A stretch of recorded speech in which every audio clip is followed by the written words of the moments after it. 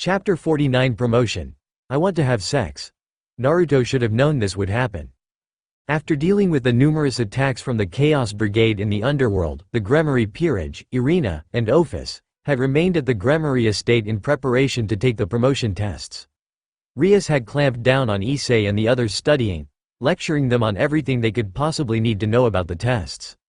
Once a low-class devil earned the right to rise through the ranks, they must be tested to see if they are truly qualified for the position. The middle-class promotion test had 3 parts that were modeled after tests found in the human world. This was done because the majority of devils who took the promotion tests were reincarnated devils. The first part was a written report that addressed the themes of greed, how it applies to a devil's job.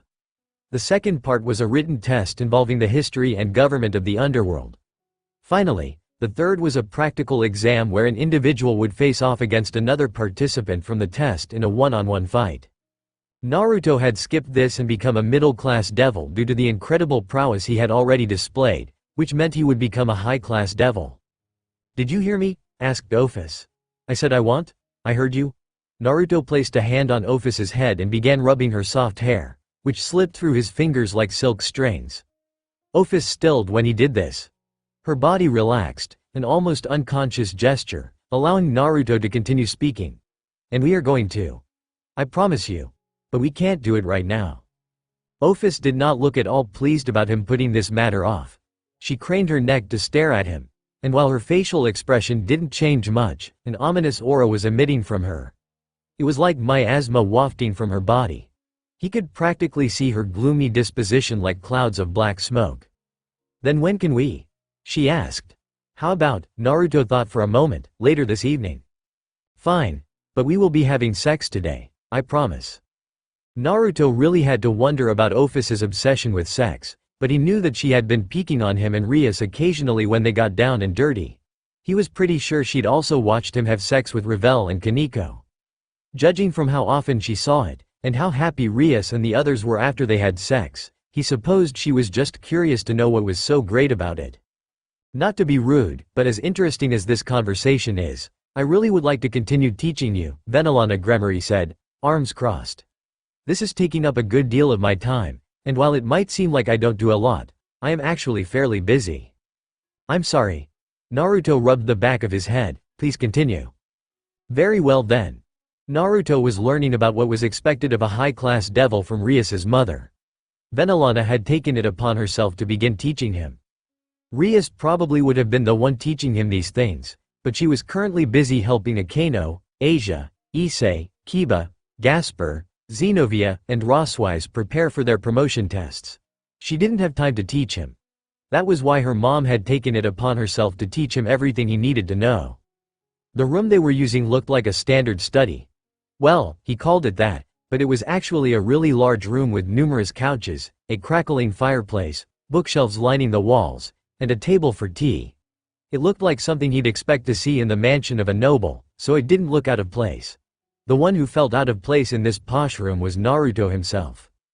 He was sitting at the tea table with Venelana and Ophis, while Rias's mom sat across from him. Ophis had taken his lap as her chair. Ophis had decided to change back into her adult form. He was sure she had done this because she knew he found it more attractive than her childish form. Right now, her goal wasn't to be cute. It was to seduce him so he would have sex with her, even though he had already agreed to. Because her plump rear end was bigger in this form than in her other form, Ophis's butt was grinding into his crotch, causing the blood to swell. His manhood was threatening to spring free of his pants. He could also feel it caress Ophis's butt, becoming slightly wedged between her cheeks, though he tried his best to ignore that since he needed to focus on Venelana and her lecture. Speaking of, the beautiful mother of his future wife either didn't know or didn't care about his plight. She continued speaking, lecturing him on what he needed to know. Generally speaking, when a devil earns the right to become a high-class devil, they must go through a promotion ceremony. Because of how important gaining a high-class devil is to our society, the devil being promoted is escorted to the ceremonial hall in a limousine and under strict guard. You're essentially a VIP. Devils were currently in the midst of a population crisis. After the war with the angels and fallen angels, the devil population had been drastically reduced. Said population had been reduced even further thanks to the civil war that Searsex and the other current members of the four great Satans had taken part in. Combine that with how rare it was for devils to have children and you had a huge problem on your hands. The population had risen recently thanks to Beelzebub creating the evil peace system, which allowed devils to reincarnate members of another race as devils. However, just because their population had grown did not mean they were out of the woods. Before the two wars, there had been 72 noble families known as the 72 Pillars. Of those 72 pillars, only 32 now existed, with the remaining 40 families having become extinct. This wasn't totally true. There were some devils from those families who were still alive, such as Coriana Andrielphus from the house of Andrielphus, but those devils were of mixed heritage and could not inherit their families' houses. This was the reason new high-class devils were celebrated. Even if the one becoming a high-class devil was a reincarnated human, their ranks were still being filled, which could only be a good thing. Due to your unique circumstances and how fast you have risen through the ranks, your ceremony is going to be a little different, Venelana continued to lecture him. First, a lot of noble families are still not certain you deserve the position. They have seen you in action, but you skipped the promotion test to become a middle-class devil. While we could just force the issue and make you a high-class devil, the amount of resistance we would get makes this not worth the effort. The scent of tea filled the air as a young maid wandered into the room carrying a tray with several plates, teacups, a teapot, and a three-tiered serving tray with all kinds of pastries. Like all maid servants of the Gremory household, this one was elegant. Her bearing was the kind young ladies-in-waiting everywhere would be jealous of.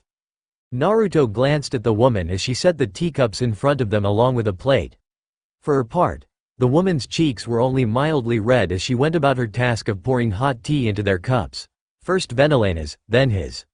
Ophis also got her own tea, but the maid didn't seem to know where to place the cup since the infinite dragon god was using his lap as a chair. "You can just put it in front of me," Naruto said.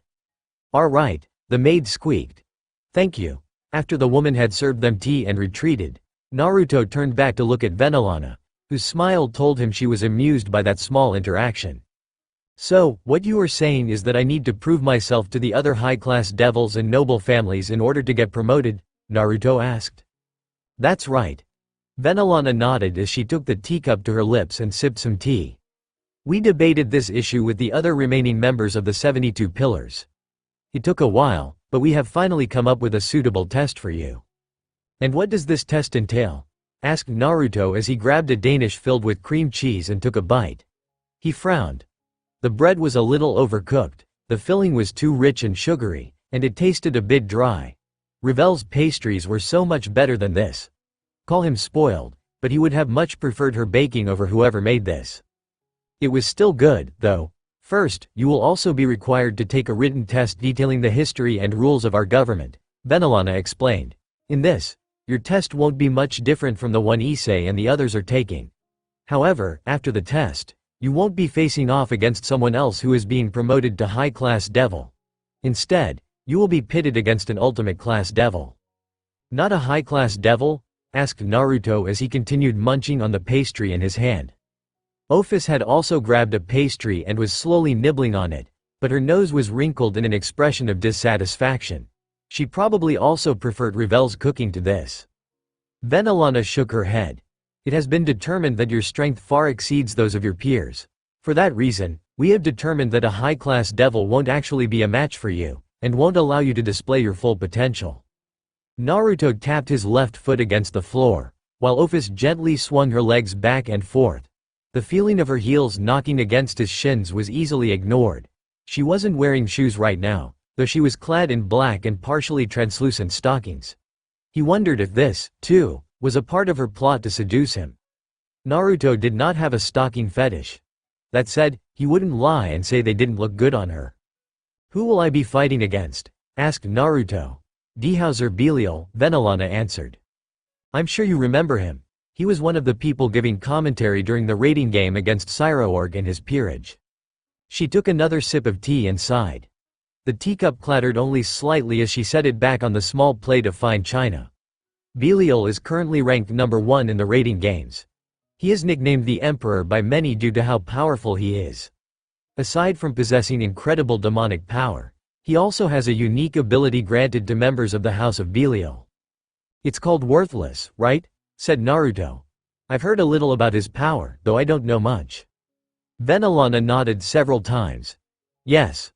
Worthless is the special trait that members of the House of Belial possess. It doesn't sound like much, however, this ability is one that can nullify the abilities of people and objects. Dehauser has mastered this ability. He's so good at using it that he can even apply his worthless ability to his demonic attacks, inflicting damage while at the same time nullifying any offensive or defensive abilities his opponent may possess. This is what makes him such a powerful opponent. So, in other words, what you are saying is that I'm going to have my work cut out for me, Naruto said with a sigh. Yes, though you fortunately do not need to win, Venelana responded to his despondent expression with a smile. The goal of this test is not to secure victory, but to prove you have what it takes to be a high-class devil. This is also why you will be commanding your own peerage. Naruto blinked. He blinked again as the words Venelana spoke registered in his brain, though he still felt like his mind was being fried. Surely he'd heard wrong. He'd heard incorrectly, right? I'm sorry, but did you just say I'd be commanding a peerage? With the utmost grace, with a poise only someone of her stature could, Venelana nabbed a pastry and began nibbling on it with the elegance of a high-class lady. I did. But I don't have a peerage, Naruto pointed out. You will be allowed to form a fake peerage, Venelana said. You can have up to 16 pieces, though you cannot have less than 5 pieces. I recommend asking Rias if she will allow you to use some of her pieces. Of course, I also highly recommend speaking with Lady Phoenix and asking for permission to use Revel during this rating game. As Venelana continued talking about how he should go about acquiring people to use, Naruto realized he was going to have his work cut out for him. Devil Ninja, you want to know if there are any love hotels in the underworld? The look Rias gave Naruto when he asked her about the location of any love hotels made Naruto feel like he was being pierced through the heart with a stake, like he was a hopeless pervert who was only interested in getting laid. He wondered, vaguely, if this was what Issei felt like whenever women who weren't Asia looked at him.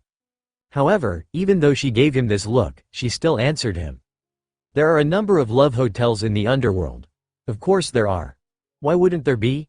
You realize devils have styled the underworld after the human world, don't you? If there are love hotels in the human world, then there would obviously be some here. Right. That's a pretty logical deduction. I guess I didn't think about that. Naruto rubbed the back of his neck. Then, would you mind giving me the location for a few of them? Rias once more gave him that stern look. Then, as if her gaze had been drawn there by gravity, she looked at the girl next to him. For her part, the one with the title of Infinite Dragon God and Ouroboros Dragon did not flinch from Rias Gremory's gaze. She gave the redhead an even stare.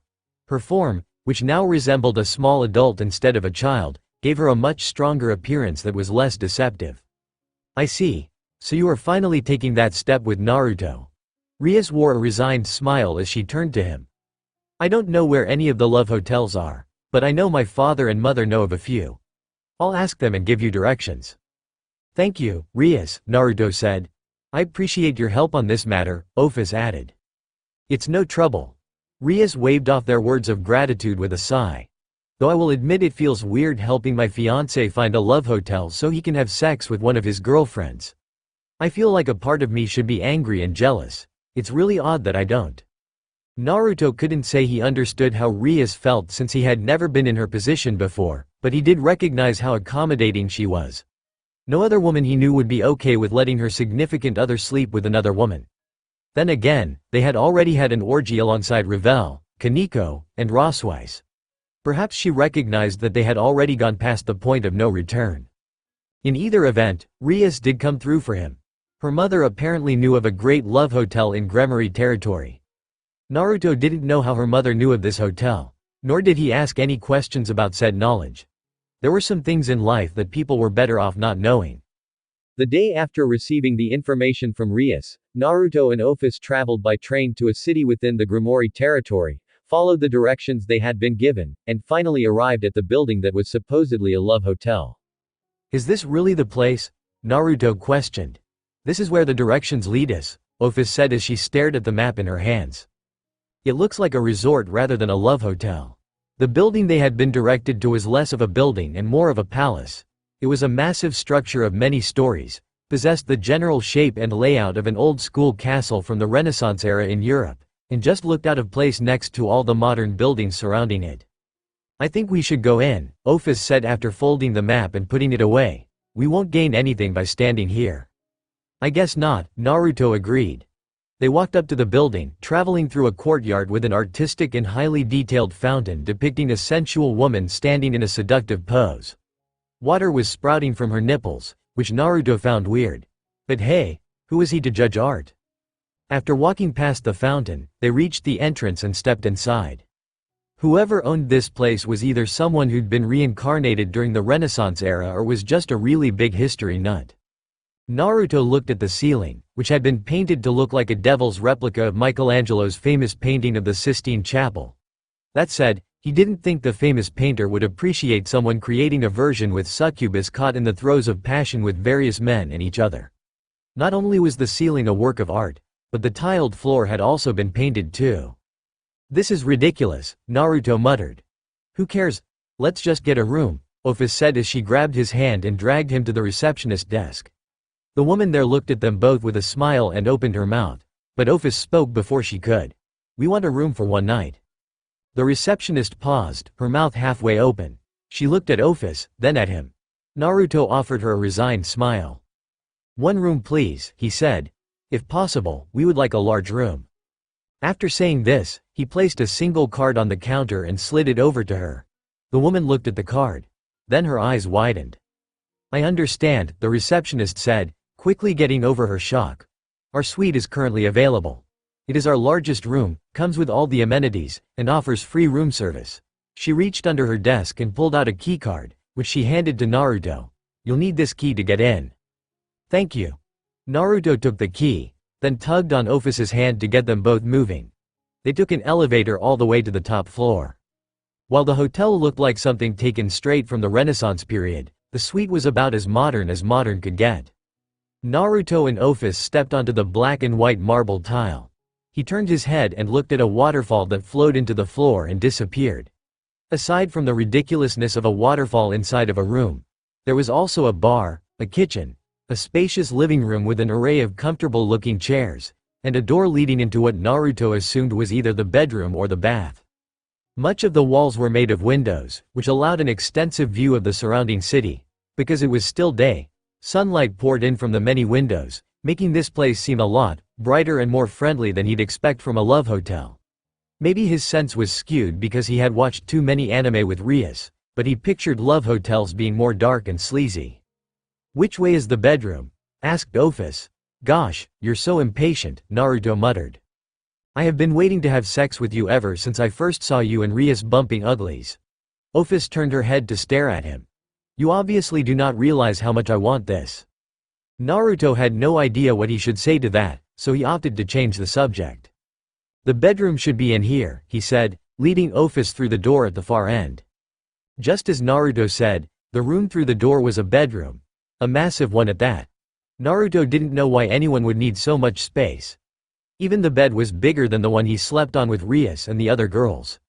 That bed was big enough for 10 people. 10. And this bed was even larger. Who needed that much space? Ophis nodded in satisfaction at the room before she began undressing. She didn't even hesitate for a second as she removed her shirt, her bra, her shorts, and her panties. Naruto watched as her breasts, which were a good handful, sprang free of her bra. They might have been small, about the size of a B cup he wagered, but their shape emphasized the beauty of her slender figure. After admiring her breasts, he looked down as she slid her shorts and panties off her hips. Her actions were hurried and not really what he'd call sexy, but she made up for her general lack of sexiness with her beauty and impatience. "All I had to do is lie down on the bed, right?" Ophis asked. Naruto felt sweat trail down his forehead. "How about we try something different? I'd rather not keep doing this the same way I always do." It was true, Rias generally liked missionary when they were alone. How many times had Ophis spied on him having sex with Rias? He really didn't know. He wasn't sure he wanted to know. "Then how are we doing this?" asked Ophis, placing her hands on her hips. Naruto thought about it for a moment, but then came upon an idea. He asked Ophis to get on the bed. However, the pose he had her move in was lying on her front instead of her back, with her ass sticking in the air. "Like this?" asked Office. "Just like that," Naruto said as he removed his clothes, then crawled onto the bed. The bed shook as he crawled forward. His actions resulted in Office's ass shaking and swaying, which enticed him to move closer. Given her generally small size, her butt was smaller and more pert than most. It wasn't like Rias's thick ass and thighs, which had a very different appeal. Her virgin pussy and ass cheeks were in clear view. He knew this form of hers was one she created for herself, but that made him wonder who she styled her genitals after, or if she had merely used her imagination to create them. Once he was right behind her, Naruto leaned down and placed his tongue over her pussy, then dragged it across her lips. "Hien!" Office released a loud squeal as her body jerked like she'd been jolted with lightning. "You okay?" asked Naruto.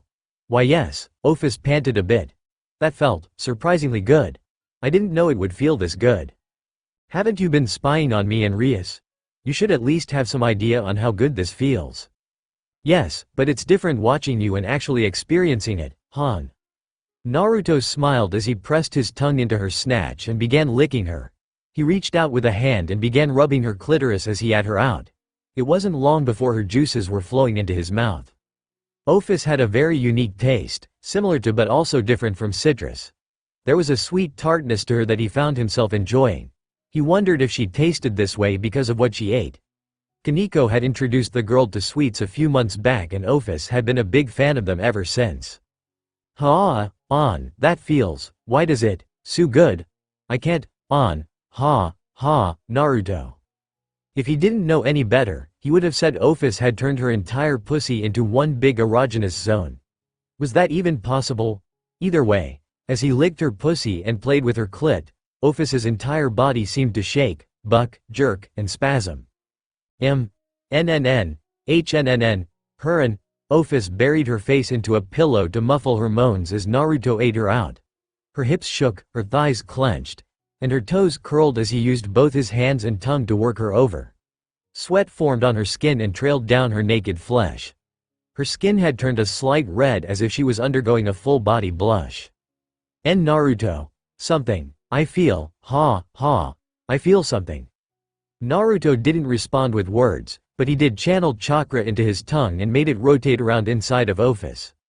The added stimulation caused Office's spine to arc as she lifted her head off the bed and released a loud scream. Her entire body seemed to clench up. Then, as if all strength had left her, she fell back onto the bed and went almost completely still, save the rise and fall of her back as she took large gulps of air. Retracting his face from her vagina, Naruto placed several kisses on her pert derriere, which twitched as though it was hypersensitive. He then trailed kisses up her sweaty back. The scent of her sweat filled his nose. Her skin was warm and flushed. Naruto traced the contours of her spine with his lips and tongue, enjoying the salty taste of her skin before finally reaching her ear. "How do you feel?" he asked. Office took a moment to respond. "I feel good. There's an oddly pleasant tingle in my crotch that I've only felt a few times while masturbating, but it was never this strong." Naruto said nothing for a moment as he absorbed the masturbation comment, but then he decided to just accept that Office fingered herself and moved on. "I'm glad you enjoyed it because I'm about to make you feel even better." Office shuddered as though in anticipation. She didn't see Naruto grabbing his shaft, but he was sure she felt it when he guided his dick to her puffy pussy lips and rubbed his head against her. Another shudder traveled through Office's body as Naruto slowly pushed his cock inside of her. "Ooh, this is an odd feeling," she muttered, intaking a sharp breath. This how the others feel when you do it with them." "How do you feel?" he asked. "Like something is splitting me in half." I think it is because you're so small that you feel this way." "So I should grow bigger? No, I like you as you are." Naruto would already admit that he'd become a pervert, had been one for a long time now. He liked variety in his sex. Rias was busty, with a massive rack and magnificent hips. On the other hand, Kaneko was tiny and cute. Revel was like a cross between the two. Roswise was closer to Rias in terms of her figure, while Office was closer to Kaneko in size than anyone else. Naruto placed his hands on Office's butt cheeks and began kneading them as he leaned back and rocked his hips forward. Office gasped as he thrust himself inside of her. He felt her vagina clamp down on his dick when he pulled out, then smiled when he thrust himself back inside with a jerk of his hips. Having always believed that variety was the spice of life, Naruto mixed his thrusts, going slow, moving fast, and sometimes simply grinding himself against her. Ophus's breathing and moans changed in pitch and rhythm as he moved. Sometimes she would gasp in pleasure. Other times her moans were drawn out and low. Her breathing eventually became ragged pants mixed with moans as she began grinding her hips against him as he moved. Ah! HRN. On. Ah! Her nasally gasps mixed with her moans as her glistening shoulder blades and back shook. She turned her head as he pounded her from behind and looked at him with a single pitch-black eye. No words were said. She couldn't have spoken even if she wanted to, but Naruto understood what she wanted. He leaned down, pressing his chest to her back, their sweat mixing together as he reached her mouth and hampered it with a kiss. Ophus shoved her tongue into his mouth before he could think to do the same. Naruto groaned as her tongue caressed his insides and his mouth became thick with saliva. Rolling onto his side, Naruto took Ophus with him. He lifted her leg into the air and thrust his cock into her from this new position. It felt altogether different from before. His cock was reaching places inside of her that he hadn't reached. While continuing to engage her in tongue play, Naruto placed her leg over his to keep it raised, then found her clit and began furiously rubbing it. MMPH, HMPH, MPH, MRRR. The sounds Ophus released were muffled by his mouth, but he could feel her entire body tensing as he stimulated her. Her pussy produced more of that sweet nectar. It flowed around his cock and drenched her thigh and his crotch, dripping down their bodies and staining the bed. He almost lost it when Ophus suddenly came. Her body shuddered against him like she was having muscle spasms. A strong smell that Naruto recognized as the arousal of a woman filled the room and made him move his hips even faster. He could feel it. His end was coming. However, he wanted Ophus to orgasm one more time before he did. His desire was not quite met. Naruto lost control when Ophus placed her hand over his and made him rub her slit even harder. His balls tightened and he released a flood of his seed. Ophus came seconds later, screaming into his mouth as the leg resting on top of his twitched and fell onto the bed. Ha, ha, Ophus took several deep breaths. Naruto wasn't much better. He pulled out of her pussy, allowing the mixture of their juices to spill out of it, and rolled onto his back. Gazing at the ceiling, he gave himself some time to recover. Well, that was the plan. Ophus had recovered faster than him, sitting up and swinging her left leg over his side to straddle his waist. She put her hands on his chest, then rocked her hips back and forth, rubbing her sodden entrance against his flaccid dick, which caused it to quickly swell with blood. I want more, Ophus demanded as she lifted her hips, grabbed his shaft, and guided herself down. So demanding, Naruto muttered as he grabbed her hips and helped the woman, HRK. Naruto grunted as the tip of his dick disappeared inside of her, then groaned louder as Ophus slowly engulfed his entire cock, until their hips were pressed firmly together. When Naruto looked down, he could see his dick spreading her pussy lips apart. Ophus rocked her hips once, then began riding him like a cowgirl at a rodeo. She set a pace that made Naruto grit his teeth and try everything he could think of to fight off his impending orgasm. The feeling of her tight little pussy rubbing his dick sent arcs of pleasure up his spine and straight to his brain.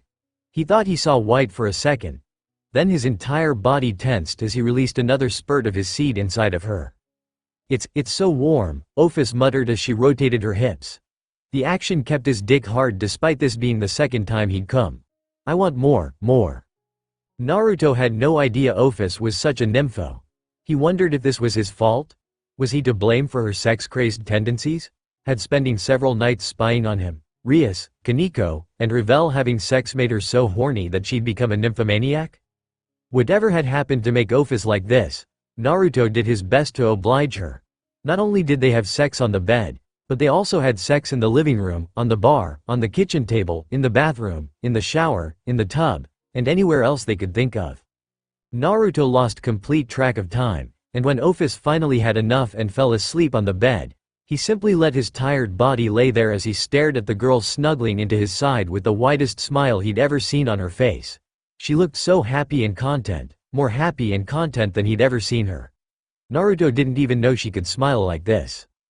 As his thoughts chased each other, he became aware of the aches and pains in his body. Ophus had really done a number on him. Damn dragon and her stupid stamina. Naruto prided himself on his stamina, but this girl had him beat. He wanted to sleep, but perhaps because he was so tired, his mind and body weren't cooperating with him. And so he laid there, on the bed, covered in sweat and various other fluids, with a naked dragon girl hugging him like he was a Dakimakura. He could think of worse positions to be in, devil ninja. Naruto had never walked with a limp before. Aside from having a sturdier body than most people regardless of race, he also had his high healing factor. It didn't matter what kind of injuries he got because he healed from them so quickly. The day after Naruto had sex with Ophis, he found himself walking with a slight limp. It seemed his healing factor could not accommodate for Ophis's newly awakened and incredibly voracious sexual appetite. Who knew dragon gods could be so lewd? While he might have a slight limp, it wasn't enough to hamper his productivity. The first thing he did upon returning to the Gremory estate was located Rias. She was sitting inside of an office and going over files. Akeno and Ravel were with her. While Akeno was merely serving tea and helping keep the room clean, Ravel looked like she was helping Rias go through the files. The damage done to the cities attacked by the Chaos Brigade wasn't as bad as it could have been, but it was still enough that we're going to have to allocate funds from one of our projects to afford rebuilding, Rias said with a sigh as Naruto walked up to the desk. Ravel nodded. Fortunately, House Gremory has a lot of real estate and businesses.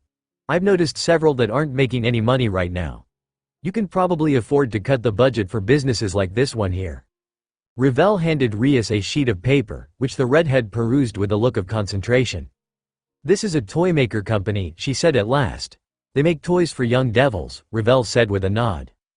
Specifically, they create toys that are loosely based off an American company called Tai Inc. From what I understand, they created a line of stuffed toys called Beanie Babies. I assume your parents found out about this and thought kids in the underworld would like their own line of similar toys.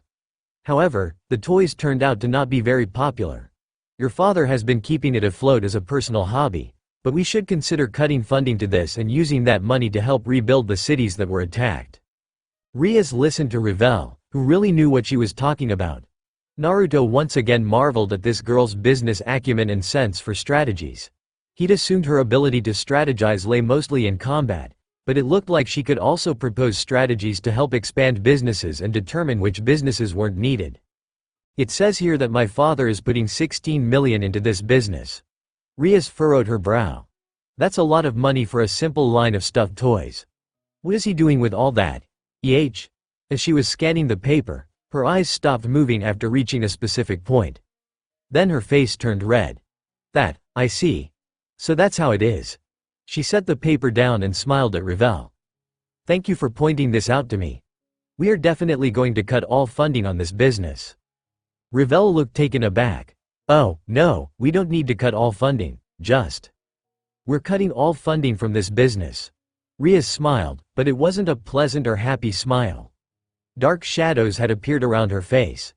It created hard lines that lent her an ominous appearance. All right, Ravel agreed, shuddering from her head all the way to her toes. Naruto wondered if he should interrupt the two, who seemed hard at work, but just as he considered leaving, Rias turned to him.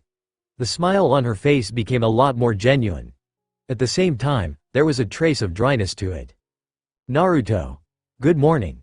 I see you've returned from your love hotel excursion. That is an odd way of putting it, Naruto said as he walked further into the room. Rias frowned. Are you okay? You're walking with a limp. Let's just say I may have met my match and leave it at that. Only slightly embarrassed, Naruto did his best to not blush as he walked over to the desk where Rias and Ravel were working. Akeno, smiling more than she had in a while, offered him a chair, which he gratefully took. I'm guessing mother told you about the promotion exam for you to become a high-class devil, Rias said as though she already knew what had transpired. You're in a bit of an odd situation. The promotion to high-class devil doesn't normally require a test like this. However, you are coming under some opposition. That was why we came up with this compromise. Who is opposing the decision? Asked Naruto. Just a few of the noble families who don't want the Gremory house to gain more power, Rias said. Even though we are all united by a common enemy and cause, it doesn't mean certain factions within our own aren't going to try and rise in power over others. The House of Gremory is quite strong. We have a Satan, the Baal's power of destruction, the Red Dragon Emperor, and you. A man who appeared out of nowhere and showcased a strength that even gods have to be wary of.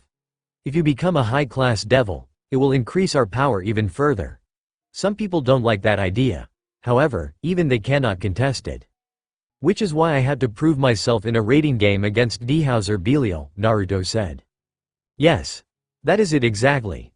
Rias leaned back in her chair. For now, we should focus on getting people who will agree to fight alongside you in the rating game. This rating game is meant to showcase your talent as a king and high-class devil, so you will need to control a peerage and not just fight by yourself. I am going to fight alongside Naruto-sama, Revel said.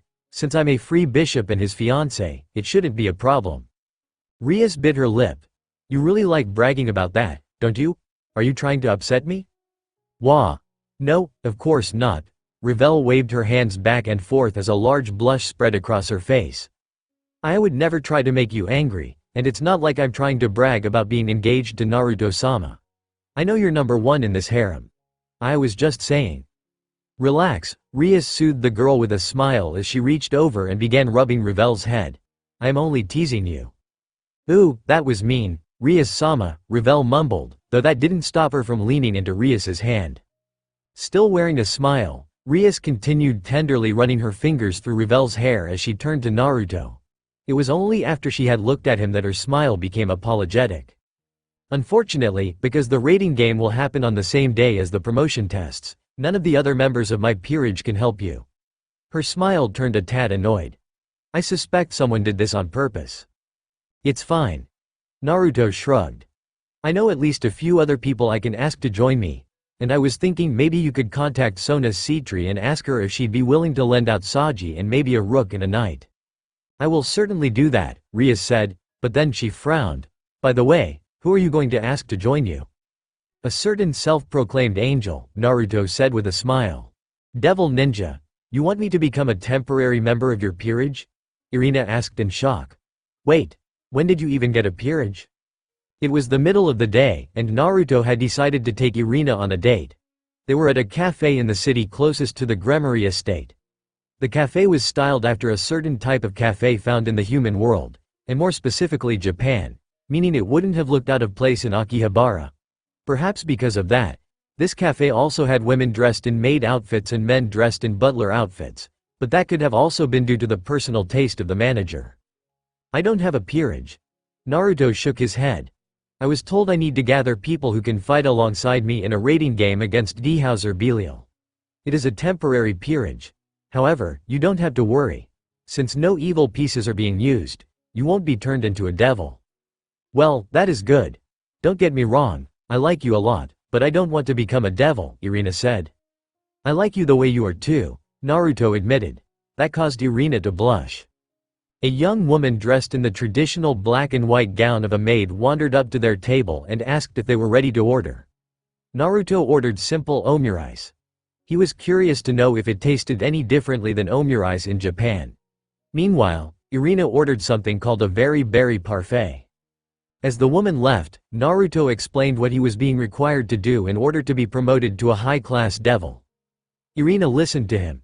She nodded several times, asked questions when she wanted a more detailed explanation, but mostly listened in silence. When he finished, she leaned back in her chair. So that's how it is, Irina said as she crossed her arms and nodded several times. I see. If this is the case, I don't at all mind acting as a member of your peerage. I'll let Lord Michael know about it just to make sure he doesn't have a problem, but I'm sure you'll agree to it. A pensive expression crossed her face as another thought occurred to her. However, even if I agree to it, you still need more people. You've got me and Revel, but that is just two. I'm also hoping Sona will be willing to lend us Saji. Naruto watched as the maid who took their order entered the room again, carrying a tray over to their table. But you are correct. I still need more people. The maid came up to their table and placed their food in front of them. The omurice looked a lot more gourmet than what he was used to. While maid cafes didn't have bad food by any means, they weren't extraordinarily high quality either.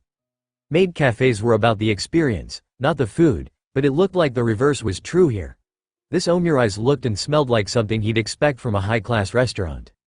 I guess that's the Gremory territory for you. Similarly, Irina's very berry parfait was a chocolate parfait with whipped cream and all kinds of berries made to look like a bear. There were blueberries for the eyes, strawberries for the paws, a blackberry for the nose, and other berries arrayed around the creature. It was incredibly cute and looked like something made by an artist instead of a chef. Have you thought about asking some of the people who joined us when we fought against the Greek gods and rescued the 4 Satans? Asked Irina. I had not. Naruto blinked several times. The idea never occurred to me, but you're right. Maybe I should ask Azazel if he can get in contact with Gomeri or Lix Tetrax. I'll also ask Lord Michael if he can get in touch with Angelus, Irina said. I'm sure she would be happy to help you. That's a good idea. Naruto grinned at Irina. Thank you. Irina's eyes widened before she looked away. It's no problem. By the way, Naruto began. Have you given any thought into whether or not you'd be interested in dating me? Irina's cheeks burned like twin stars. I have. She took a deep breath, held it, and counted to 3 before releasing it. I've decided to give dating you a try. I can't promise anything, she added quickly when she saw the look of hope rising on his face. Please understand, a part of me still very much likes eyes, but I also like you too, a lot. And, well, I'd like to at least see if maybe something can work out between us. That's all I can ask, Naruto said. Then he grinned. And since I guess this means we are officially dating now, why don't we commemorate this moment with a movie and a walk through a park? I hear the underworld has their own version of Hollywood. Why yeah. Okay. We can do that, Irina agreed. After finishing their food, which was delicious, Naruto and Irina left to find the nearest movie theater. No sexy shenanigans took place during the movie or subsequent walk through the park. But they did have fun. Devil Ninja. The day of Naruto's rating game had arrived. Because the promotion test from low-class devil to middle-class devil took place on the same day, Naruto, Irina, Revel, Lefay, and Ophis split off from Rias, Kaneko, Rosweiss, Zenovia, Kiba, Gasper, Issei, Akeno, and Rainier after arriving in the underworld's capital. Both the promotion test and his rating game were taking place in Lilith, but they were on opposite sides of the city. Are you going to be okay? I wish I could go with you. Oh, I should have asked them to reschedule your rating game so I could cheer you on. Why did it have to happen on the same day as the promotion tests? Rias was fraught with worry as they stood just outside the train platform. She was biting her lip and babbling, something she only did when she was truly worried. Relax, Naruto said. I know this couldn't be helped. You had to be there for the others' promotion test, but no one said anything about you having to be present during my rating game. Don't worry, I got this. But even so, what kind of girlfriend doesn't show up to her boyfriend's most important rating game? Asked Rias, now looking distraught. And maybe we should ask them to cancel? I'm sure they wouldn't mind rescheduling for a time when I can join you. Naruto gave his girlfriend a long-suffering smile. He loved how she worried over him and the others like this, but now really wasn't the time. He leaned forward and kissed Rias on the lips, stopping the girls babbling in their tracks. Rias froze.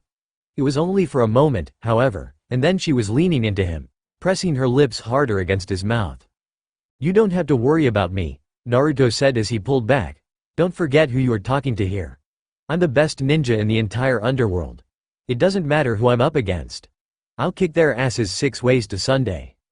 Right, yeah, I guess you're right. Rias smiled at him, though it was tinged with worry. Sorry for getting so worked up. It's okay. That's just the kind of person you are. Rias and Naruto smiled and stared into each other's eyes. This moment would have lasted longer, but a loud retching sound brought them both out of the moment. Sorry, Rainier apologized when they all looked at her. It felt like someone was gagging me. Her words earned her an elbow from Akeno. There wasn't much time for pleasantries, so after Rias overcame her worry about his rating game, she and the others said their goodbyes and left. There was a limo waiting for them. As the group climbed in, Naruto turned to Revel. We should get going as well, he said. Right, Revel nodded. I'm told a limo will be coming to pick us up in about 10 minutes. I guess that means we just have to wait here, Irina asked. What should we do in the meantime? It's only 10 minutes, Naruto said. I don't think there's much we can do in 10 minutes. We could always have a quickie, Ophis suggested. Naruto stared at the dragon god as Revel, Irina, and Lefay blushed bright red. Lefay and Irina had never done anything of that nature with anyone, much less him, and while he and Ravel had sex several times, she was still a very pure Tsunere girl who got embarrassed over this particular subject. Your suggestion on this matter has been noted and summarily rejected, Naruto said, deadpan. There shall be no quickies at this time. That's too bad. Office shrugged as if it was his loss instead of hers. Naruto wanted to pout, but that would have been childish. Since the wait was only 10 minutes, they found a bus bench and sat down. Naruto sat between Ravel and Irina. Lefay sat on Irina's left, while Office had changed sizes once again so she could take her rightful place on his lap. She was probably trying to get as much time there as she could while Kaneko was busy. The hustle and bustle of the city swam before their eyes as they sat there. So many people were coming and going. A young boy was walking hand in hand with his mother. There was a couple several meters away, the woman leaning against her boyfriend as she hugged his arm. Several men in business suits walked by. It seemed they were talking about something, though he couldn't hear what. All of them were devils, but honestly, Naruto could not tell the difference between devils and humans. I never asked, but where are we meeting the others? Asked Naruto. You mean the people who agreed to temporarily join your peerage? Asked Ravel. Naruto nodded, so she continued. Lix Tetrax said she will meet us at the stadium. I believe Sona Citri and her peerage will also meet us there. Angelus also said she would meet us at the stadium, Irina added. So we've got Lix, Angelus, Ravel, Irina, Lefay, and Saji as members of my peerage, Naruto muttered. That's 6 pieces, which isn't bad. I think Saji required 4 pawns to reincarnate. Angelus and Ravel make great bishops. Lix would probably be a rook. Meanwhile, Irina, you would be my knight. I hope you're okay with that? Of course I am. Irina gave him a confident smile that was brimming with reassurance. I'm honestly glad I can help you out like this. You're always doing things for other people, including me, and I've wanted to pay you back for a while now, but you never seem to actually need me for anything. I'm happy this moment came along. Now I can thank you for all the times you helped me. Do you really need to thank me? Asked Naruto. Isn't a good boyfriend supposed to support his girlfriend? Well, you know, we weren't dating back then. Irina turned her head to look down at her lap. She was clutching her thighs, though she couldn't grab her clothes. Irina had opted to wear the tight leather garb she'd once worn as a member of the Catholic Church. So, it's kinda like, I can't accept that because I feel like it would be taking advantage of you. What if I want you to take advantage of me? Hyan. Irina looked so shocked she almost knocked Lefay off the bench when she jumped. What are you saying? There's no way I could do that. I'm an angel. We never take advantage of people. Ravel sighed as Irina went into a full-blown panic. You're so easy to tease. Huh? Irina blinked several times, looked at Ravel, and then looked at Naruto. Were you teasing me? Just a little, Naruto admitted. Irina puffed out her cheeks. That was mean. The group laughed a little as the limo that would take them to the stadium finally arrived. The person who hopped out of the limo's driver's seat was something of a shocker. Azazel? Naruto gawked. The heck are you doing here? I came to pick you guys up. Why are you so surprised? Don't tell me you thought I would leave something this important to anyone else, Azazel said, grinning at their group.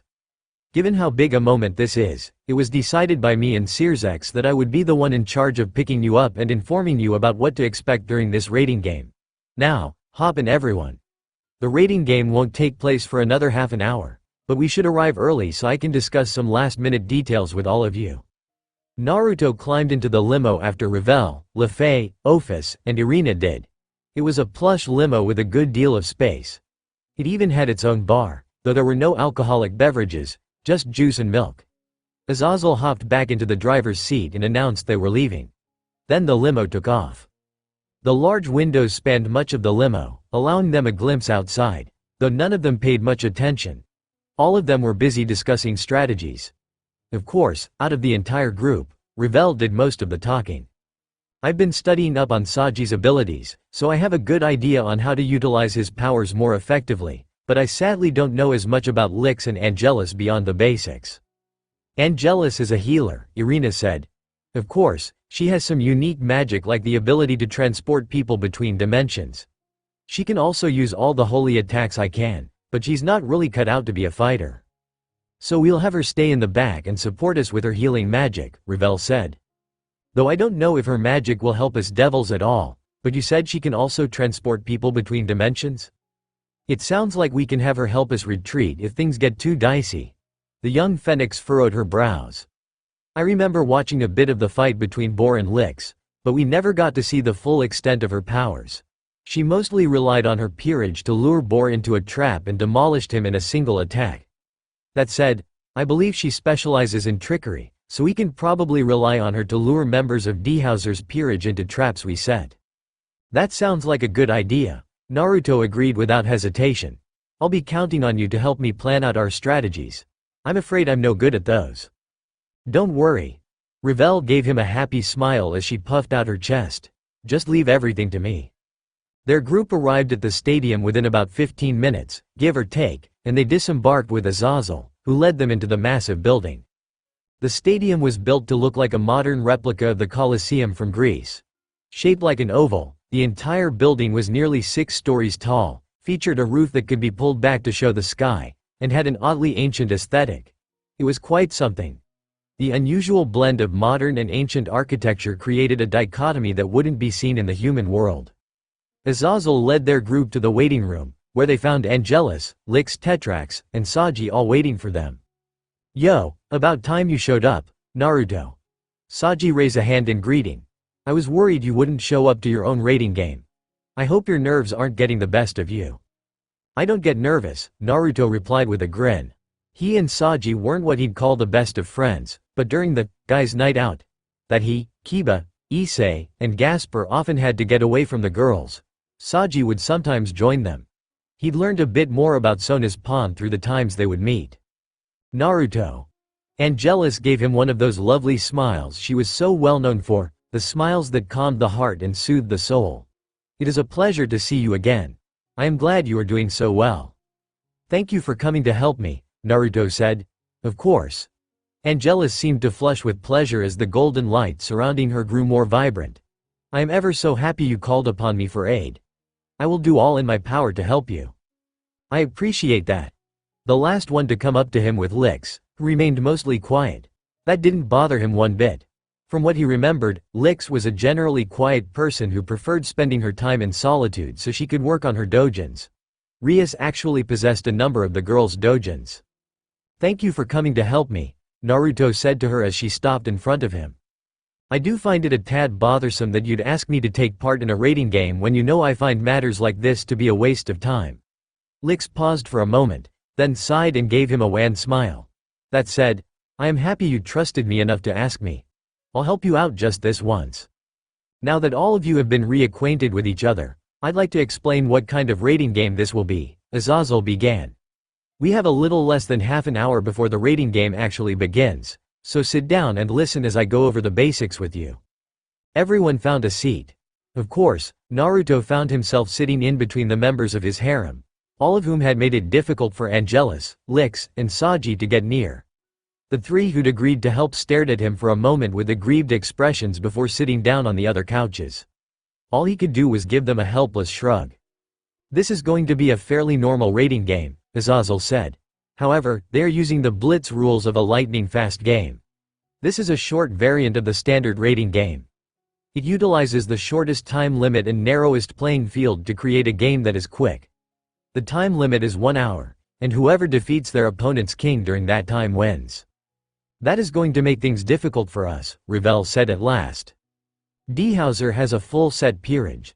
Not only does he have 16 pieces, but all of them are high-class devils with their own evil piece set. I've watched his rating games before. His pieces are as follows. His queen, Annabelith. His rook, Dana Oribus. His bishop, Elizabeth Stolas. His knight, Axel Seer. His second rook, Johannes Dantalion. His second bishop, Justina Andromalius. His second knight, Michael Marchoses, and his pawns, Ellsworth Renove, Morgan Furfer, Lysander Belial, Niles Asmodee, Lilith Merrickx, Rapunzel Zapar, Monica Oz, and Didera Kimaris. Ravel finished listing off all of Dhauser's pieces and sighed. Each of them comes from an extinct clan. All of them were humans with devil's blood in them, so when they were reincarnated, They were much stronger than the average newly reincarnated devil. In other words, we're going to have our hands full dealing with them, Lick said with a sigh. Not only are they all high-class devils, meaning they are way stronger than us, but they also have a numbers advantage. This was indeed a pretty big advantage over them. Including himself, Naruto's temporary peerage only numbered 6 strong, and none of them were powerful enough to take on a high-class devil on their own except him. Fortunately, we can also add Fenrir to the mix, Luffy said after a moment of silence. I will summon him during the raiding game. That will be a big help, Naruto said, thank you. Of course. Luffy beamed at him. Naruto tapped his fingers against Ophus's knee as she sat on his lap. The infinite dragon god looked at his finger, then turned her head to look at him, her eyes questioning. It was like she was wondering why he wasn't petting her head or something, but Naruto had a lot on his mind regarding the raiding game. Fortunately, our goal isn't to win, Revel continued. We are only here to showcase Naruto's ability to lead. I believe if we can display suitable counter-strategies to remove some of Dehauser's pieces, it will be enough to show that he is good enough to be promoted to high-class devil. Do you have a plan? Asked Irina. I don't think my original idea to use traps will work since those require time to place and we only have 1 hour. But I have several other strategies that we can use, Revel said before she launched into an explanation of the numerous plans she'd thought up to deal with Dehauser and his peerage. Devil Ninja. Unlike the stadium in Agara's territory, the stadium floor here looked fairly standard. It was just a wide and open space with nothing in between the two peerages. This meant Naruto had an uninhibited view of Dehauser and his peerage. Dehauser possessed a full peerage of 16 pieces. His queen stood by his side, a surprisingly short woman with dark black hair and blue eyes. Naruto thought she might be of Japanese descent. Supposedly, she was a reincarnated devil, meaning she had been human. Given that her last name was Belith, a member of the extinct 72 Pillars, Naruto could only guess and say her family had at some point mixed with humans. She wore a shoulder cape, pants, and an elegant shirt underneath the cape. The others were behind Dehauser and Anna. Welcome, ladies and gentlemen, to the rating game that will decide whether Naruto is worthy of being promoted to a high-class devil, a voice echoed across the stadium. It's an unusual treat for us since devils being promoted to high class do not require a test. Naruto is an interesting case in that he skipped the middle class promotion test due to his outstanding performance previously. However, now this has come back to bite him, for his examiner is none other than Dehauser Belial, the #1 champion of the rating games. At the mention of Dehauser, the crowd sitting in the stands erupted into applause. Naruto had taken part in many a rating game. He was used to the crowd cheering. Even so, he was not used to this. The rumble of applause was like pealing thunder. He'd never heard anything so loud before. Mixed in with the applause were cheers and shouts. A cacophony of excited voices. This Dehauser Belial was not only ranked first in the rating games, he was also very popular, it seemed. Now, will both peerages step into the transportation circle? Requested the announcer. That circle will take you to the destination where your rating game will take place. Naruto looked at the people who had agreed to join his peerage temporarily so he could take part in this rating game, then turned back around after receiving nods from each of them. He walked over to a glowing transporting circle that had appeared on the floor. The members of his peerage followed him. At the same time, Dehauser also moved to a transportation circle. He walked with a slow, confident gait, his expression set in a calm and easygoing smile. His peerage followed behind him. They all seemed confident and their presence was overpowering. A strange pressure seemed to emanate from them. It was the kind of overwhelming aura that caused others to lose heart. Naruto suspected many of Dehauser's victories came because the people who fought against him lost heart before the battle even began thanks to this aura. Stepping into the transportation circle, Naruto only had a moment to ponder where they would be sent before the world around them vanished and was replaced with a forest. He looked left. Then he looked right. Most of what he could see were trees, more trees, and some bushes. High above the trees was a mountain with a waterfall. The strong scent of flora filled his nose. A breeze blew through the clearing they were in. The leaves on the trees rustled and swayed.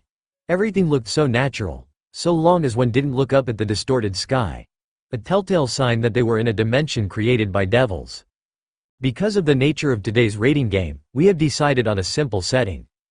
Within this forest that spans only a single kilometer, these two teams shall battle. They have 1 hour to find and defeat each other's king. If one side does not lose within the 1 hour time frame, then the team with the most points remaining will be the winner, the announcer explained.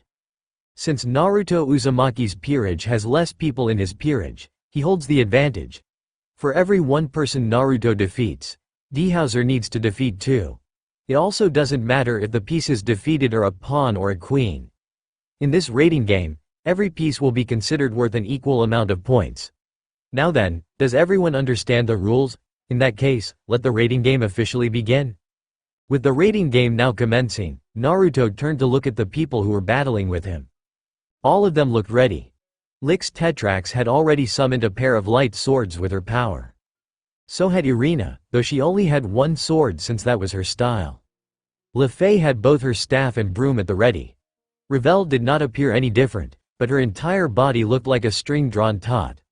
Saji had activated his sacred gear. His hands and feet had become encased in the purple armor of Vitra's sacred gear. It wasn't just armor that he had gained, however, but also a change in his right eye, which now looked like a purple dragon eye surrounded by blackness. Even Angelus had spread out her angel wings and looked ready to do her part.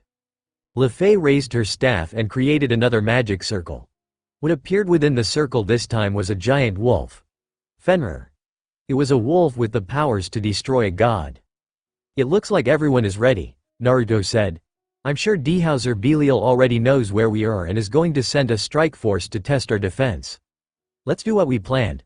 Lefei, I'd like you to use illusion magic to make yourself invisible. Search the area for D-Hauser's peerage and inform us of the direction they're coming from. Once she knows where they are, we're going to ambush the group before they can ambush us. Please leave the reconnaissance to me, Naruto, Lefei said. Holding up her staff, Lefei created a magic circle underneath her feet and Fenrir, and then her entire body slowly vanished along with the wolves. Naruto couldn't see hide nor hair of her or Fenrir. Even the scent of her body had disappeared. This sort of all-encompassing illusion magic was really impressive, something only the most talented magicians could do. We'll head out once Lefei tells us where D-Hauser's peerage is coming in from, Saji said, rubbing the back of his neck. But man, I never expected to face off against D-Hauser Belial. You nervous? Asked Lix. Not in the least, Saji responded. I'm excited. Naruto turned to Revel. I'll be relying on you to adapt new strategies for whatever situation we find ourselves in. Of course. Please leave that to me, Revel said. What should I do? Asked Irina, pointing at herself. For now, I want you to guard Angelus, Naruto instructed. She's our healer, so her role in this will be vital. We do have a bit of a problem though, Angelus said. While I know healing magic, I am unable to heal devils because of your weakness to holy magic. The only ones I can heal are Irina, Lix, and Lefei. That's fine. With luck, you won't need to heal me or Saji, and Revel is a phoenix. Her regeneration should help her. He placed a hand on Revel's head. Of course, I don't plan on letting anyone touch my Revel. Revel's cheeks went scarlet, but she didn't say anything since now was not the time. Naruto looked into the forest and wondered if Lefei had found their opponents yet. Devil Ninja, Lefei drifted through the forest, weaving between trees, ascending and descending over and under branches. She kept her eyes peeled for any signs of the enemy. Of course, she wasn't alone. Fenrir was also with her. The giant wolf had shrunk to a more manageable size that allowed it to hide within the forest. He was using his nose to lead her. So they are this way? Lefei asked when Fenrir howled. Both she and Fenrir were placed under her masking magic, which hid any and all traces of them from people who were not placed under this magic. There were, of course, ways to detect her. However, it required someone knowing the counter spell. Since D-Hauser and his group were made entirely of devils and none of them had been magicians at any point in their lives, they shouldn't know how to detect her. Fenrir leapt around a tree and Lefei followed on her broom. Movement caught her attention as Fenrir stopped and released a low growl. The son of Loki had turned his head to look at something moving through the trees, which Lefei recognized as people. They weren't members of Naruto's peerage, which meant they were obviously from D-Hauser's peerage. There were 4 of them. 3 of them were women, while the last one was a man. The woman in the lead was a tall and busty brunette with dark eyes. Her hair had been braided and trailed behind her back as she moved swiftly through the forest. Gauntlets covered her hands. A long overcoat hid the movements of her body. Thanks to the information Ravel had provided her, LeFay knew this woman was Dana Oribus, D. Hauser's rook. With her was the blonde beauty Lilith Merricks, a woman with oddly long hair and a scar over her right eye who LeFay recognized as Rapunzel Zapar, and a man with an elegant and sophisticated bearing who must have been Lysander Belial, D. Hauser's younger brother if she wasn't mistaken. So, 1 rook and 3 pawns. They must have been a reconnaissance force or maybe a strike force. LeFay wondered why D. Hauser hadn't chosen his knights for this task. They were faster and better suited to blitz strikes, but then she realized D. Hauser must be aware of Naruto's power and decided someone with a strong defense was better. Deciding to get a little more information on their opponents, she and Fenrir moved closer so they could listen in on the group's conversation. "Don't you think D. Hauser is being a little too cautious this time?" asked Lysander.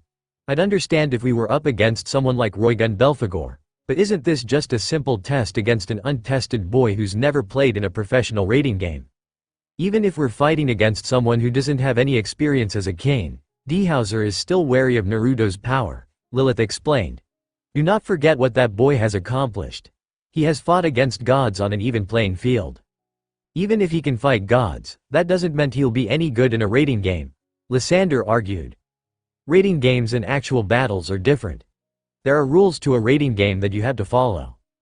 "This is true, but I do not believe our king made the wrong choice in being cautious," Lilith continued defending their king's actions. "Still," Lysander said, "to split up our forces like this to create a two-pronged attack seems a little overboard to me." So D. Hauser had split up his pieces and was planning to attack Naruto from 2 directions, was he? It was a good thing she had discovered this group quickly.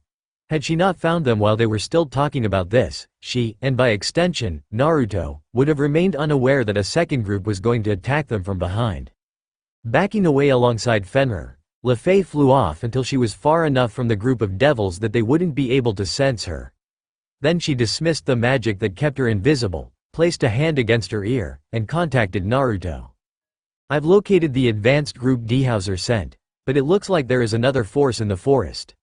They are planning to attack you alongside this group using a pincer maneuver." Devil Ninja, Naruto listened to LeFay's words, nodding to himself. A pincer maneuver was a pretty standard tactic. It also had a high chance of success, especially against a smaller force like his. In fact, some might have called it overboard, but Naruto could tell D. Hauser was being cautious because of who he was. "Good job, Fei-chan. Come back to us," Naruto said. "I'll be right back." After LeFay finished speaking, Naruto turned to Ravel, who remained by his side while the others were spread out. "What do you think we should do about this?" he asked. Ravel furrowed her brow and cupped her chin. Her thoughtful expression lasted only for a few seconds before she came up with a plan. In a situation like this, the most logical course of action would be to attack one of their groups and break through enemy lines before the other group catches up. "I believe we could do that and have a relatively high chance of success." Ravel trailed off as a slight gleam came to her eyes. "However, that wouldn't really showcase your talent very well. What we're trying to do here is show how good of a king you are." "So you're saying what we should do instead is take out both forces separately?" Naruto asked. "Doing so will show how bold I am, and if we succeed, it will elevate my reputation." "Exactly." Ravel smiled as if she was pleased he could see where she was going with this. "Devils favor bolder plans too.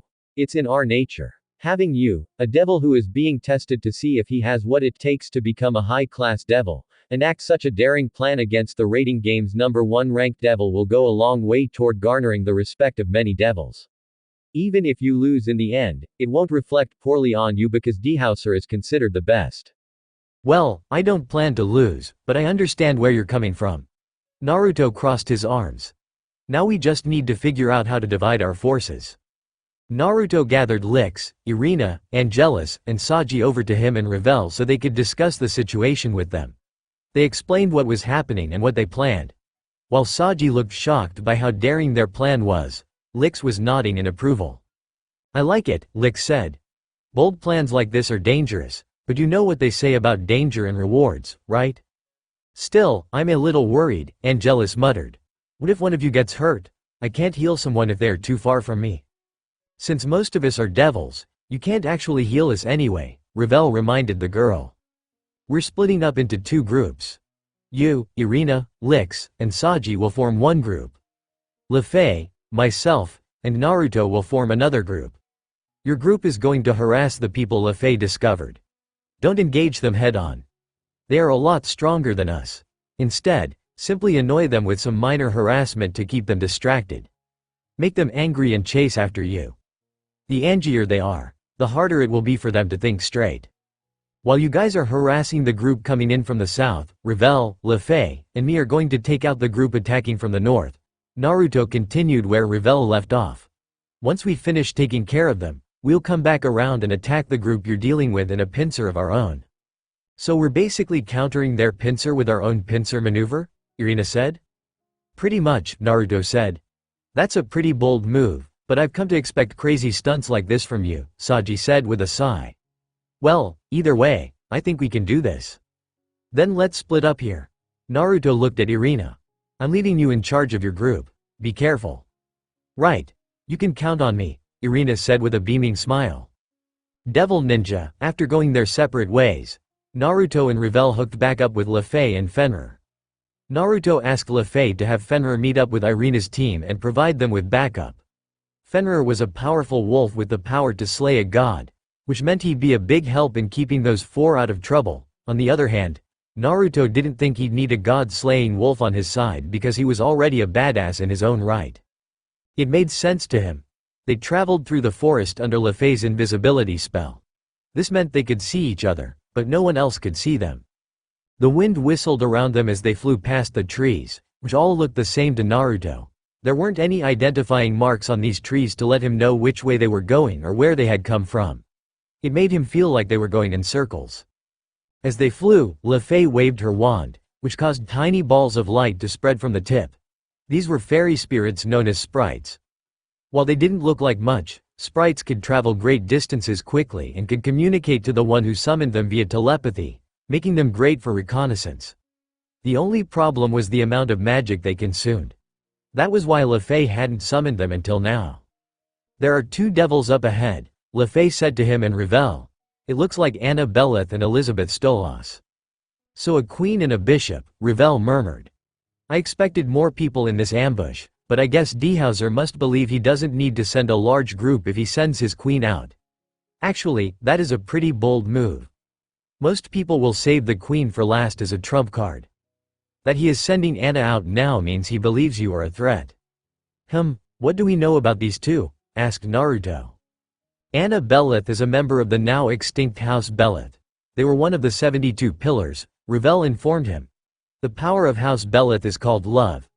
That doesn't sound like a great power, but it actually causes men and women in her presence to become infatuated with either her or anyone else she wants.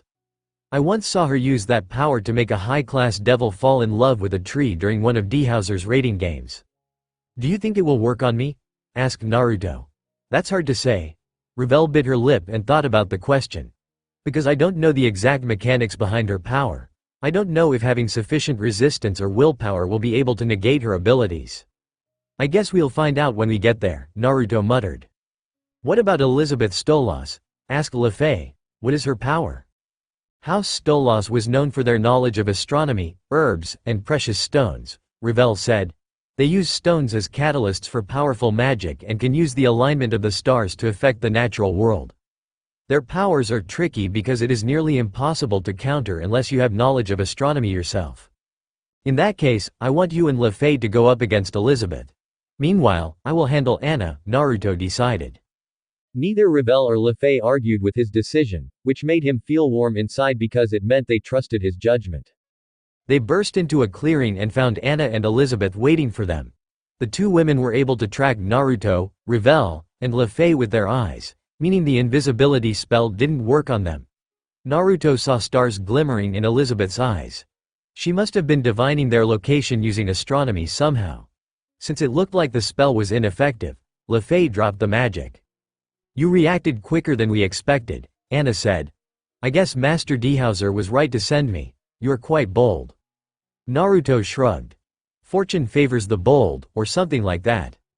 Indeed it does, but unfortunately for you, Master Dehauser is just as bold, Anna said with a smile. That remains to be seen. Naruto didn't hesitate to start things off with a bang, summoning a horde of shadow clones and having them gang up on Anna. He wanted to see her power firsthand. She did not disappoint. Anna tapped her foot against the ground as a magic circle suddenly appeared around her. The circle, a pink circle with the crest of House Belial, traveled up her body and encased her in a gentle pink glow. There was something intensely erotic about her after the magic circle dissipated, though Naruto couldn't quite put his finger on it. Maybe it had something to do with her pouty lips, or perhaps it was those luxurious golden locks of hair, or it could have been that ample chest of hers. Whatever the case was, the moment she became engulfed in that magic circle, the woman's entire countenance changed from that of a simple beauty to a succubus. The clones stopped where they stood and ogled her. And then they were destroyed. Naruto narrowed his eyes when all 12 clones were wiped out in an instant. Anyone else would have missed what happened and been confused, but he had spotted the magic circles that appeared underneath his clones a split second before the magic activated. What he couldn't figure out was what kind of magic it was. All he knew was that he'd heard the sound of a trumpet blowing a moment before his clones were destroyed. Music magic? He wondered out loud. I'm surprised you recognize what kind of magic I'm using, Anna said. I see. So it is music magic. Naruto tilted his head. I don't suppose you'll tell me how it works. Sorry, but no, Anna wore a congenial smile as she shook her head. I'm aware of how dangerous you are.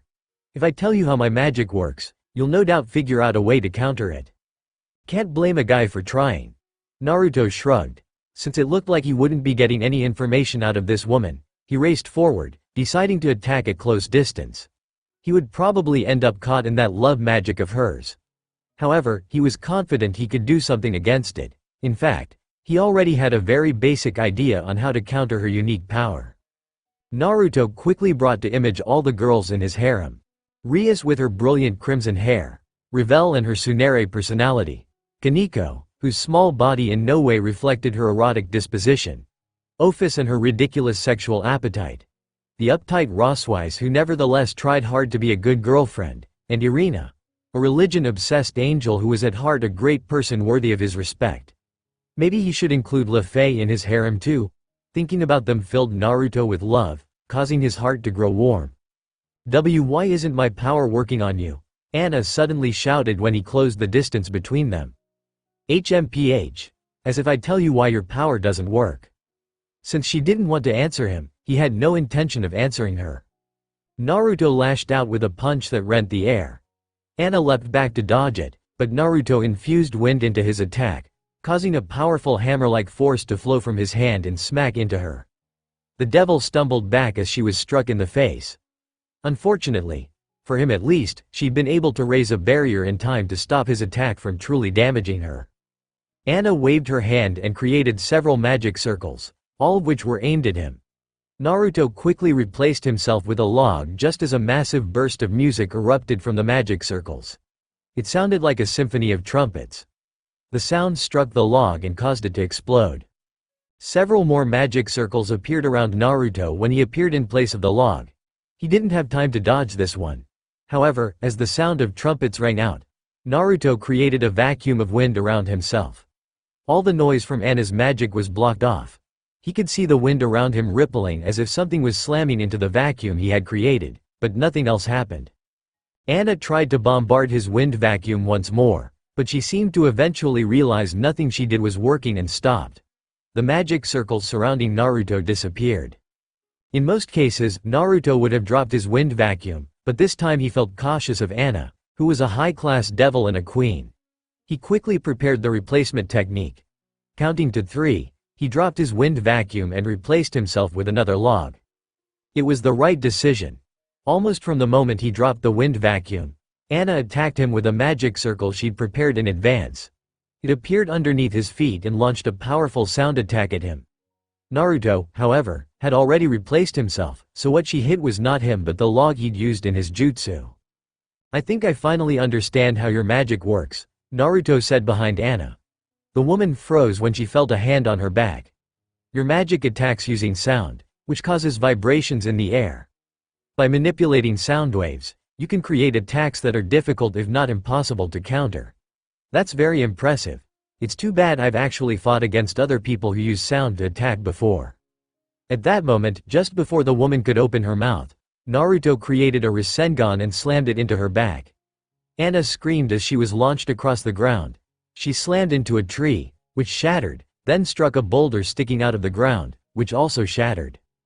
Dhauser Belial's queen has been retired. Naruto grinned at his victory before turning his attention to Revel and Luffy's battle. It looked like their fight had been much harder than his. While Revel appeared fine thanks to her regeneration, Luffy's clothing was torn and blood leaked down her arms and legs. Meanwhile, their opponent didn't seem to have a single scratch on her. Elizabeth was, at the moment, in the process of dodging several magic attacks being launched at her by the two. Fire tornadoes were avoided. Lightning bolts were negated when the woman threw several crystals that created what appeared to be star constellations. Even as the battle continued, Elizabeth tossed several silver gems. Scutum. The 8 gems formed a diamond-like pattern that vaguely resembled a shield. Each gem lit up and lines of light shot from them to connect all of the gems together. When the gems became connected, the lines solidified and spread across the gap in the gem center, becoming a shield that took the combination attack Revel and Luffy launched. The giant fire tornado slammed into the shield and broke. While the shield blocked the first attack, Revel created another magic circle behind Elizabeth, which launched a sharp spear at the woman's back. Elizabeth must have had eyes in the back of her head. She tossed several gems behind her and created another shield. This one was smaller and only used 4 gems instead of 8, but the attack Revel unleashed was smaller as well. The attack was blocked. "You cannot win against me," Elizabeth announced. "Both of you are very strong, but as long as I can predict your next move, defeating me is impossible." "She's using the constellations to predict our attacks," Luffy announced. "Then we'll just have to become unpredictable," Revel said. Several dozen magic circles appeared around Revel and launched a number of powerful fire attacks at Elizabeth, who merely scoffed and prepared her catalysts. However, just as she threw her gems, Revel created several more magic circles, which changed the course of her attacks. Rather than strike at Elizabeth, they struck the ground. Elizabeth seemed to have predicted that. The explosion was blocked by her gems, which had created the constellation Scutum once more. Revel closed the distance and attacked with her hands and feet, which had caught fire. Despite the sudden change in battle pace, Elizabeth calmly anticipated her opponent's moves, moving back and relying once more on her catalysts to block Revel's attacks. It became clear that the other bishop did not have any talent at fighting hand-to-hand. While she attacked, Revel created more magic circles. The fire and wind attacks launched from the circles in time with her own hand-to-hand combat.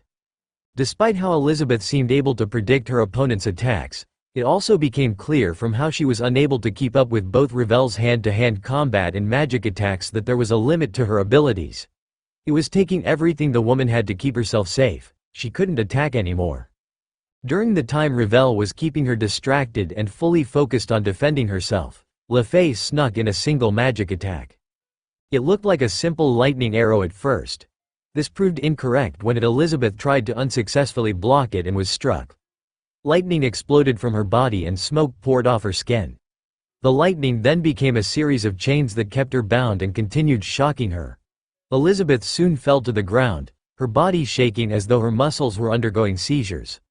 Once that happened, Revel slammed a powerful fireball into the woman's chest. Elizabeth disappeared within a scream. Dhauser Belial's bishop has been retired, the announcer said. "Great job, you two," Naruto complimented the pair on their performance. "Thank you," Revel said, her breathing a bit heavy. "Now that we defeated these two, we need to launch a pincer attack with the others," Luffy said. Just before they could move on, however, 2 more announcements echoed across the forest. Naruto Uzumaki's pawn has been retired. Naruto Uzumaki's rook has been retired. Devil Ninja. While Naruto, Luffy, and Revel were taking care of the attackers coming from behind, Irina led the ambush of the ones coming in from the front. She stood on a branch several feet from the devils in Dhauser's peerage. Energy filled her body as she channeled her angelic aura and created several halos, which she liberally tossed at the group of devils. Each halo was filled with enough energy that a low-class devil would be annihilated by them. However, it would only be an annoyance to these devils. The devils she attacked didn't so much as flinch. A magic shield sprang up around them. The one who had created the shield, Lilith, lowered her hand and turned her gaze toward Irina's direction. The moment their eyes made contact, Irina flinched. So this was the gaze of a high-class devil directing their killing intent at you? It was terrifying. Irina felt an incredible pressure inside of her, like something was threatening to crush her flat, simply from this woman's gaze alone. It seems our plan to ambush Naruto Uzumaki's team has failed, she said. Hey. Lysander also looked at Irina. So they decided to bring the fight to us? That suits me just fine. He turned just his head to look at Lilith. You don't mind if I take care of this, do you? Go ahead, Lilith sighed. Lysander grinned as he bent his knees and adopted a stance that made him look like a predator about to pounce. The look in his eyes sent a jolt down Irina's spine. Perhaps it was instinct that warned her of the danger, but Irina bolted from the tree she'd been standing on, flying back with a great flap of her wings. She was just in the nick of time. Lysander blasted through the tree. Shattered bark sprayed through the air, some of it hitting her, as Lysander landed back on the ground and bent his knees again. It looked like their plan to harass Dehauser's peerage had failed. Knowing better than to remain there, Irina took off. She flew through the forest as fast as her legs could carry her, dodging left, right, over, and under as trees and branches appeared in her path. Lysander followed her. Don't think you can run from me. Irina didn't listen to Lysander's taunts, she flew faster. It didn't take long for her to reach a small clearing, Lysander following right behind her. As she moved, she looked left and right, at Lix and Saji, who were hidden within the shrubs. She nodded once as she flew past them, then turned around and landed on the ground as Lysander emerged from the trees. Tired of running? Lysander asked. That's no fun, you should scurry around some more. Sorry, I'm all scurried out, Irina said. Che, whatever. Lysander got ready to charge her again, bending his knees and preparing for blast off, but before he could even consider taking action, a rope-like object extended from the trees and latched onto his arm. In that moment, Lysander's demonic power was sucked out of him. Looks like your plan worked, Saji said as he stepped out of the tree line. The rope-like thing was extended from the dragon gauntlet on his hand, which looked a lot like a mouth, making the object seem like a tongue. So your plan was to lure me out and attack me in full force, was it? Lysander asked with a snicker. That's not bad as far as plans go, but I'm afraid I should tell you that it's never going to work. Demonic power suddenly erupted from Lysander's body, so much it felt like Irina was drowning, suffocating. The absorption line wrapped around Lysander was also ripped off. Had you not been up against someone like me, I'm sure this plan would have gone off without a hitch, but you're up against a member of House Belial. Cheap tricks like this have no effect on me. Then why don't you try this on for size? A shout suddenly echoed from the other side of the clearing seconds before a massive spear of light shot forward. It was an incredible attack. The light spear crackled as it flew at Lysander, whose eyes went wide as he raised his hands and created a shield. Light spear met shield in a clash of power. Sparks flew. Several arcs like lightning shot out and gouged chunks out of the ground. All the while, Lysander gritted his teeth as he kept the shield up, raised his right hand, and slammed it into the spear. The spear shattered. While Irina was surprised, she knew better than to stand around. She raced forward, creating two swords of light with her angelic power and attacking Lysander. Her hope was to attack while he was weak. That hope was sadly dashed before it even began. Lix's attack must not have done the damage she had hoped, for Lysander proved more than capable of dodging and blocking her strikes with nothing but his hands. It was like he was immune to her light magic. Of course, that wasn't really the case. He was just encasing his hands in protective magic circles to fend off her holy magic. Regardless of how he was doing this, it did not change the fact that her attacks weren't getting through. Saji chose to attack at that moment, launching the absorption line at Lysander and catching him around the arm. Black flames quickly spread across the absorption line and caused Lysander's body to catch fire. It burns. Ah! It burns! As Lysander screamed in surprise and pain, Irina moved in and prepared to slice at Lysander before he could recover. She wanted to defeat him before the other three pawns arrived. However, just as she was about to slice into him with her light swords, a smile appeared on his face. Just kidding. More power erupted from Lysander's body like an explosion. Irina screamed as she was caught by the eruption of energy and sent flying backward. She struck the ground hard and rolled across it.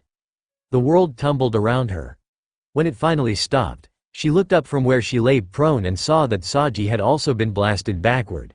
That said, the absorption line was still attached to Lysander. It looked like Saji was being stubborn about not letting go. "Irina!" Angelus shouted as she raced into the clearing at the same time as Lix. While Lix ran over to Saji to help fend off Lysander, she came over to Irina and knelt down. A magic circle appeared before her hands. She placed them on Irina's side. The healing magic almost immediately went to work, fixing up her wounds. "Thanks," Irina said as she sighed in relief. "That Lysander is a lot more powerful than I thought," Angelus muttered. "Yeah, I didn't expect him to be strong enough to take all of our attacks." Irina grimaced. "I guess that's a high-class devil for you." Even as they were speaking, Saji and Lix were attacking Lysander together, but their attacks didn't seem to be having any effect on the member of House Belial. Light spears were negated. The absorption line was shattered. Nothing they did worked. "You don't really believe this paltry amount of power will be enough to defeat me, do you?" Lysander asked. "I might not be as good as my brother, but I can still render all of your attacks worthless." Even as he spoke, Lysander's right hand glowed with a purplish-black color as he punched a light spear, which completely shattered upon contact. Irina's eyes widened when she realized what he was doing. Of course, he's using the special ability of House Belial. Worthless was the ability to nullify both offensive and defensive abilities. There was probably a limit to how much and what he could nullify, but so long as he understood how their powers worked, he could nullify all of them. "If this doesn't work, then maybe I should go all out," Saji suggested. Black flames erupted from Saji's body, though they weren't in the least bit hot. If anything, Irina felt a cold chill from those flames. The fire expanded into the sky before taking on the shape of a dragon with a long, snake-like body. That was his Vitra promotion, which allowed him to use all 4 abilities of his sacred gear at the same time. "Let's do this," Saji roared as he charged at Lysander. Shadow Purizon. The dark aura surrounding Vitra writhed before transforming into numerous tentacles that latched onto Lysander, who tried and failed to break the restraints. His demonic power surged. However, even his worthless ability seemed useless at that moment. "Don't bother. I've used Dorito Ferudo to take away your ability to use worthless. Now it is like you are just a regular devil." Damn it. What the hell kind of power is this?" Lysander shouted as he struggled. "Now, let me absorb your power." "What?" "No," dozens of tentacles wrapped around Lysander. They glowed a bright but dark purple that seemed ominous and vile. Lix moved back as Saji began absorbing Lysander's demonic power, though she didn't go too far away in case he needed help. She created a light spear in her hand and readied it. Irina, now healed thanks to Angelus, stood up and watched the proceedings from a distance away. None of them noticed the danger until it was too late. Saji's body suddenly stiffened and the glow from the absorption lines attached to Lysander's body stopped working. Irina didn't know what was happening. However, before she could even think about what might be wrong, a massive creature that resembled a minotaur stampeded out from the forest and slammed into Saji, impaling his massive dragon body with both of its horns. Irina didn't think an attack like this would do anything in normal circumstances, but it became clear to her that this creature was special. Brilliant lights erupted from the minotaur's horns. Cracks began appearing on the black dragon's body. It was like the minotaur was injecting all of its power into Saji, causing the dragon body he had created to expand like a balloon. Before much time had passed, said balloon swelled to an incredible size before exploding. "Naruto Uzumaki's pawn has been retired." The words rang across the clearing, shocking Irina. Yet time did not stand still even though she was shocked. A dark sword suddenly flew into the clearing, spinning around as it came at Lix, who was smart enough to dodge. She leapt aside as the sword flew past her. What she didn't see was how the sword curved around and came at her from behind. "Lix! Duck!" Irina shouted. It was probably a testament to Lix's ability and trust in Irina that the woman dropped onto the ground. The spinning sword flew past overhead and headed back toward the tree line. A figure emerged from the trees before it could disappear, catching the sword in her hand as she ran into the clearing. It was Rapunzel Zapar. The woman flew into the clearing like a bird of prey and attacked Lix before the woman could recover. Whipping her hair around, Rapunzel made it grow to an incredible length as it struck Lix in the face and sent her reeling. Then Rapunzel took the sword she had thrown and raised it. No, Irina threw several halos at Rapunzel, but the Minotaur suddenly appeared before Rapunzel and blocked them with its sturdy body. This gave the woman enough time to impale Lix through the chest. The fallen angel gasped as blood leaked from the corner of her mouth. Then she transformed into particles of light and disappeared. Naruto Uzumaki's rook has been retired. Once Lix was retired, the Minotaur shrank and grew less monstrous before eventually changing into a person. Lilith Merrick's. Now that both Saji and Lix were retired, she, Lysander, and Rapunzel all turned to Irina and Angelus. This was not good. Devil Ninja, Naruto had rushed on ahead of Ravel and Lefay, pushing his body to the limit, and breaking much of the surroundings. His feet slammed against a branch. Chakra exploded from it, resulting in Naruto being propelled forward far faster than most would have believed was possible. It also destroyed the branch.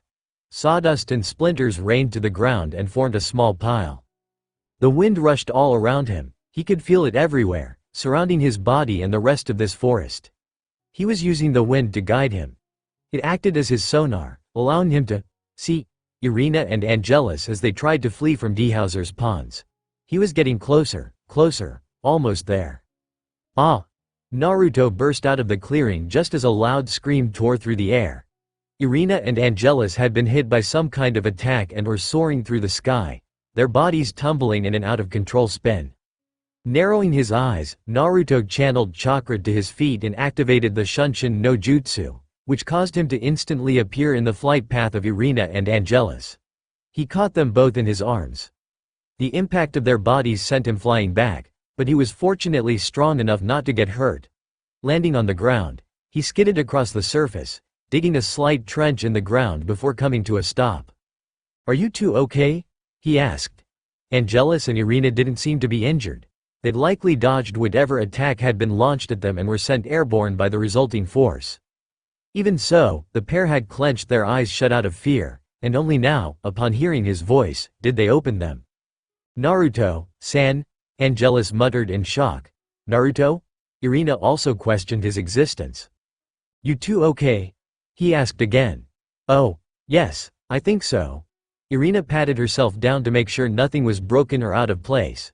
Then realized that he was holding her in his arms and turned bright red. Her face was so hot he could feel it without touching her. Would you mind letting me down now?" Given that they were in a combat situation, setting her down was logical, so he complied. Irina took a few steps away from him and placed a hand on her chest to calm herself down. Angelus didn't seem to be flustered like her fellow angel was. At that moment, Naruto turned toward the pawns who wandered out of the tree line. If he was not mistaken, they were Lysander, Rapunzel, and Lilith. "Where was Dehauser's rook? You two stay here and rest. Leave this to me," Naruto said. He didn't give them, or their enemies, time to respond before launching himself at the nearest opponent, Lysander. The devil recognized himself as the target and created a shield. Naruto crossed his fingers in a hand seal. Kage Bunshin no Jutsu. Several clones appeared. Two made Udoma Rasengans and slammed them into the shield Lysander had created, causing not only an impressive detonation that sent Lilith and Rapunzel stumbling from the force, but also created cracks in the shield, which eventually shattered under the pressure. "What the?" Lysander's eyes went wide, then became wider still when the real Naruto suddenly appeared in front of him. He threw a punch out of instincts. Shock permeated his face when his fist went through Naruto's body like he wasn't there, showing him to be an after-image. Naruto, who had ducked, was now given the perfect shot. And he took it. Rasengan. Naruto didn't need any fancy moves for this. He slammed his Rasengan into Lysander's chest, and the intense drilling effects of his jutsu ground away at the man's body. A loud scream of anguish escaped the man's throat before he was blasted off his feet and sent spiraling away. He crashed into one tree, then two, before disappearing. An announcement came over the message system seconds later. "Dehauser Belial's pawn has been retired. He defeated Lysander so quickly," Lilith muttered in shock. "So this is Naruto's power," said an equally flabbergasted Rapunzel. Naruto turned to the two girls, who tensed up, but then Ravel and Lefay burst into the clearing. Before he could attack the pair of pawns, his girls fired off their magic at the two. A massive tornado made of fire and wind, forcing Rapunzel and Lilith to dodge. The heat was so intense the ground combusted and even Naruto broke out in a sweat. The two girls were very lucky to have dodged or they'd have been roasted. Naruto! Lefay suddenly shouted. Fenrir is currently engaged in combat with Dana and two more members of Dehauser's peerage. I don't know who, but he's having trouble. Got it. We'll leave things here to you. Naruto turned to Irina and Angelus. Can you two take out the last pawn? Leave this to us, Irina said as she readied another light sword. I will provide Irina-san with support, Angelus added. Then I'm heading off. Kurama. I'm ready. Naruto activated Rikudo Moto and Kurama's 10-tailed chakra shroud. As the truth balls appeared, he manipulated one to create a platform that he stepped on. The platform shot forward even faster than he could move normally. It traveled in the direction where he sensed several people. Judging from the fluctuations he felt and the sounds of explosions, he guessed Fenrir was currently taking on the task of stalling the enemy forces. Time to get this party started. Naruto pounded his fists together seconds before he stumbled upon the battlefield, where he found Fenrir fighting against a rook, a knight, and a bishop. It looked like Elizabeth, Axel, and Dana were the ones Dehauser had sent. They were currently engaged in combat against Fenrir, who was able to hold his own well enough but couldn't attack because the three weren't giving him a chance to do so.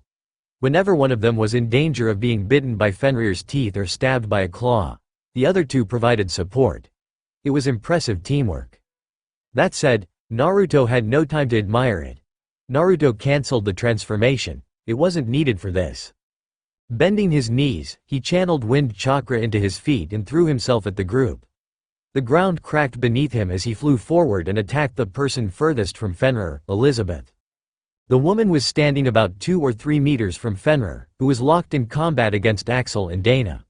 She wove magic spells that attacked the wolf in subtle yet annoying ways. She'd create owls and ravens that pecked at Fenrir's eyes. This distracted the giant wolf and allowed Axel and Dana to attack with swords and brute strength. Just as she got ready to launch another spell, Elizabeth finally spotted him coming toward her. What the? Her eyes widened as she turned around and tried to prepare a spell for him, but Naruto was not about to let that happen. Futon. Repusho. Naruto created a fierce gale that slammed into Elizabeth and made her stumble. It wasn't much, but the spell she had been about to use was disrupted. With no spell forthcoming, Naruto closed the distance between them. Rasengan. And hit her with a Rasengan. Bishops were characterized by their strong magic. While some of them had a good defense, or could create a magical defense, they needed time to prepare it. Naruto had struck Elizabeth before she could prepare anything of the sort. His attack drilled into her stomach and sent her flying. He thought he heard her scream, but it was impossible to hear over the sounds of combat between Fenrir, Axel, and Dana. Dehauser Belial's bishop has been retired. With Elizabeth out of the game, Naruto turned his attention toward the battle with Fenrir. Now that their bishop was gone, Axel and Dana were having a more difficult time fighting the wolf, who no longer had to worry about any sneak attacks from Elizabeth's magic. Fenrir released a howl that caused the two to freeze for a moment. They recovered quickly and moved away when Fenrir slammed his paw into the ground, but the resulting hurricane force from the attack blew them further than they intended to go. Dehauser Belial's pawn has been retired. Another announcement came over the speakers. Naruto smiled as he realized one of the two groups he left behind must have taken care of another pawn. He wondered which team had done it, but it didn't matter. Kage Bunshin no Jutsu. Several clones appeared, though they vanished mere moments later, disappearing like the wind. Since Axel was the closest person to him, Naruto charged forward, pulled a kunai from his pouch, and engaged in melee combat against the knight. Sparks flew as the two clashed. Naruto held his kunai in a reverse grip as he redirected several swift blows. Despite being a knight, this man had quite a good deal of power to him. Each blow felt like a hammer slamming against his bones, but Naruto wasn't some 50-pound weakling. He met each attack head-on and subtly redirected the other man's blade away from him. A diagonal overhead slash glanced off Naruto's kunai as he accepted the attack and twisted his wrist. The sword glanced off. This didn't stop Axel, who used the weight of his sword to increase the speed of his next swing, spinning a full 360 degrees and attacking again. Naruto leapt over the blade this time. "You are quite talented," Axel said. "I now see why we were asked to be your opponents for this rating game." "Thanks, I guess," Naruto said. "But you should pay more attention and not hand out compliments while in battle." At those words, Naruto leapt back as several Naruto clones burst out of the ground. They were the same clones he had created earlier. All of them had dug their way underground in preparation for this surprise attack. Each one had a Rasengan ready. Axel observed the attacking clones and smiled. "This is an impressive ambush. However, it won't be enough to beat me. Allow me to show you the true power of a knight." Axel readied his sword before disappearing, or that was how it seemed to Naruto. Reappearing behind a clone, Axel attacked with a swift thrust that went straight through the clone's throat. As the clone disappeared, so too did the knight, who once again appeared next to a clone and dispatched it with incredible swiftness. As Axel began demolishing his clones, Naruto thought up a plan of attack. He didn't want to use his truth-seeking orbs. They were too powerful. While everyone was aware of the risks, Naruto didn't want to run the risk of this man dying during a simple raiding game. That meant stealth attack it is, he murmured before disappearing into the ground. At that exact moment, Axel finally finished dispatching the last of Naruto's clones, only to realize his actual opponent was no longer around. He looked left, then right, then behind, and then above. Naruto was nowhere to be seen. Where did he go? Axel pondered out loud. Dhauser Belial's pawn has been retired. He sighed. Looks like the 3 pawns Dana directed to test our enemy's strength have been defeated. Even our queen has been beaten. This Naruto really isn't a simple Axel's eyes went wide when something suddenly wrapped around his body, pinning his arms to his side. He looked down. A glint appeared around him. This was some type of steel wire. It went around his arms and body, though not his legs, and kept him from being able to swing his sword. "Do you really think this can contain me? I might be a knight, but steel wire isn't strong enough to bind me." After saying this, Axel flexed his muscles and strained, snapping the wires as easily as if they were made of paper. While he was doing that, Naruto suddenly appeared behind him. Axel hadn't noticed yet, but he would soon, very soon. Konohagakure Hiden Taijutsu Ogi. Senin Garashi, Konohagakure Secret Technique. 1000 Years of Death. What the? Axel had no chance to retaliate as Naruto slapped an exploding note on the man's ass and launched him into the air with a glorified finger poke. The chakra flowing through his body, raging like a torrent, ensured that his attack was powerful. Axel was launched clean into the skies. As the man was soaring through the air like a bird, Naruto created a seal with his hands. Katsu. Chakra flowed through his body and activated the exploding note on Axel's butt. The detonation swept across the sky, spewing fire and hot air in all directions. Dhauser Belial's knight has been retired. Dhauser Belial's rook has been retired. As the two announcements were made, Naruto looked at where Fenrir was to see that only the wolf remained. Fenrir, perhaps sensing his gaze, looked at him and tilted his head. Naruto made a quick note of everyone they had beaten. So far they had defeated a queen, 2 bishops, a knight, a rook, and 3 pawns, which meant there was 1 knight, 1 rook, 5 pawns, and 1 king left. In return, Naruto had Irina, Angelus, Revel, Lefay, and Fenrir still in the game. However, even as he thought this, several more announcements were made that caused his blood to chill. Naruto Uzumaki's bishop has been retired. Naruto Uzumaki's knight has been retired. Naruto Uzumaki's bishop has been retired. Naruto Uzumaki's rook has been retired. All 4 of his pieces had been retired. Well, shit. Devil Ninja, Naruto and Fenrir returned to the clearing where Revel, Lefay, Irina, and Angelus had been fighting. The remaining members of Dhauser's peerage were all present. Dhauser Belial himself was also there. It was no wonder his team hadn't won. They had been completely overwhelmed with sheer numbers, and it didn't help that each member of Dhauser's peerage was a high-class devil. "You did an excellent job taking out all of our advanced troops," Dhauser said as Naruto appeared before him. "However, in a raiding game where you have less pieces, it is better to battle defensively instead of offensively. Had you decided to find a defensible position and kept there, you would have lasted much longer. Naruto shrugged at Dehauser's advice. I'm not really the type to just wait around for the enemy to attack, but I see your point. The team was retired because I didn't think about what would happen if you just decided to overwhelm my group with numbers. I would have played it more cautiously had you been with them, Dehauser admitted. I wanted to split you up from your team so I could take them out more easily. Naruto placed a hand on his forehead and rubbed it as though trying to rub out a headache. He glanced at Fenrir, who glanced back at him, but the wolf didn't offer any insight. A sigh escaped his lips as he turned back to Dehauser. I see. I might be the king, but I'm also the strongest person in my peerage. You knew your peerage wouldn't stand a chance if I was present, so you decided to send in smaller forces in the hopes that I would attack on my own. It was a gamble, Dehauser admitted, but I figured you'd want to take out these forces before they became a threat. The best way to do that is to attack the strongest members on your own and have your other pieces attack the remaining members. Well, you got me there, Naruto sighed and scratched his head. So what now? Now, nothing. The time limit is nearly up. Even if you and I fought, neither of us would win before the time limit ran out. As if his words were prophetic, the announcer for this rating game began speaking. It looks like the 1 hour time limit is up. The battle is over, and the winner is… Wait. What's this? It's a tie. There is no winner. The battle between Dehauser Belial and Naruto Uzumaki has ended in a tie. Because Naruto had defeated 8 of Dehauser's pieces, which was half of his entire peerage, while Dehauser defeated 6 of his pieces, which was almost his entire peerage, it was concluded that the match would end in a draw.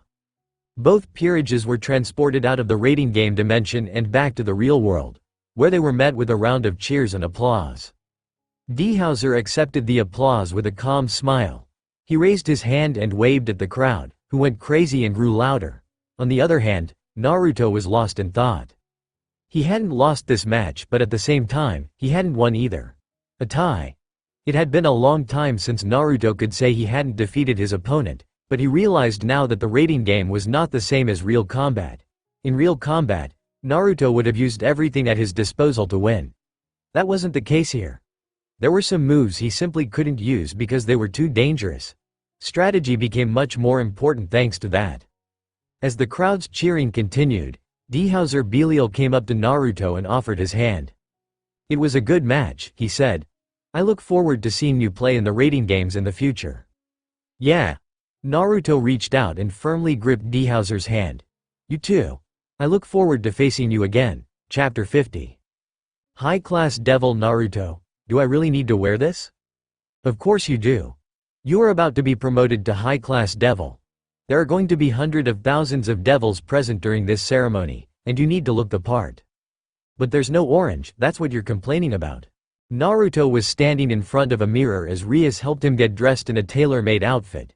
He was already wearing black pants, which stretched across his legs and showed off his strong thighs and calves. They were uncomfortably tight but at least breathable. He was also wearing a set of boots. At present, Rias was sliding his arms through a long-sleeved shirt. It was white, unlike the pants. Then a white vest went over the shirt. It shouldn't have been this hard to get dressed, but the freaking vest had numerous metal chains dangling from it. They went across his chest and were connected to golden pins on either side. The manner in which Rias affixed them to his outfit was complicated. However, once she was done, she placed epaulettes on his shoulders. They were black and gold, and a long white cape with a black Uzumaki swirl was attached to them, traveling all the way down to his feet. Rias stepped back once her work was done and smiled. You look very handsome. I look like a fruitcake. You look like a prince. A fruity prince. Giving her boyfriend an aggrieved look, Rias placed her hands on her hips and stared him down. Are you really going to act like a petulant child now of all times? I won't be able to act like this during the ceremony. Why not do it now? Get it out of my system. You're impossible. But that's why you love me, right? Yeah, I guess, though sometimes I just want to smack you. You can smack me in bed, if you want. That sounds like a good idea. I might take you up on that. As Rias and Naruto were bantering, the door opened and in walked Vanillana and Zeoticus Gremory. Behind Rias's mother and father was the rest of the Gremory peerage, the people who fought in the rating game with Naruto, Azazel, and Metatron. There were a lot of people, and all of them were clamoring on about how Naruto looked. "Damn, dude. You look snazzy. I'm so jealous. I wish I could be promoted to high-class devil," Issei said. "Ufufu, aren't you looking handsome? I bet Rias is happy to see you look so princely." Akano raised a hand to her mouth and laughed. HMPH. Rainier crossed her arms and turned her head. "I guess even you can dress up nice once in a while." "I'm digging that outfit," Kiba admitted. "Wanna wear it instead of me?" Naruto asked. "No, thanks." Kaneko and Revel wandered up to Naruto and gazed at him. While the Nekusho merely looked like she was studying strange art at a museum, Revel was blushing down to the roots of her hair.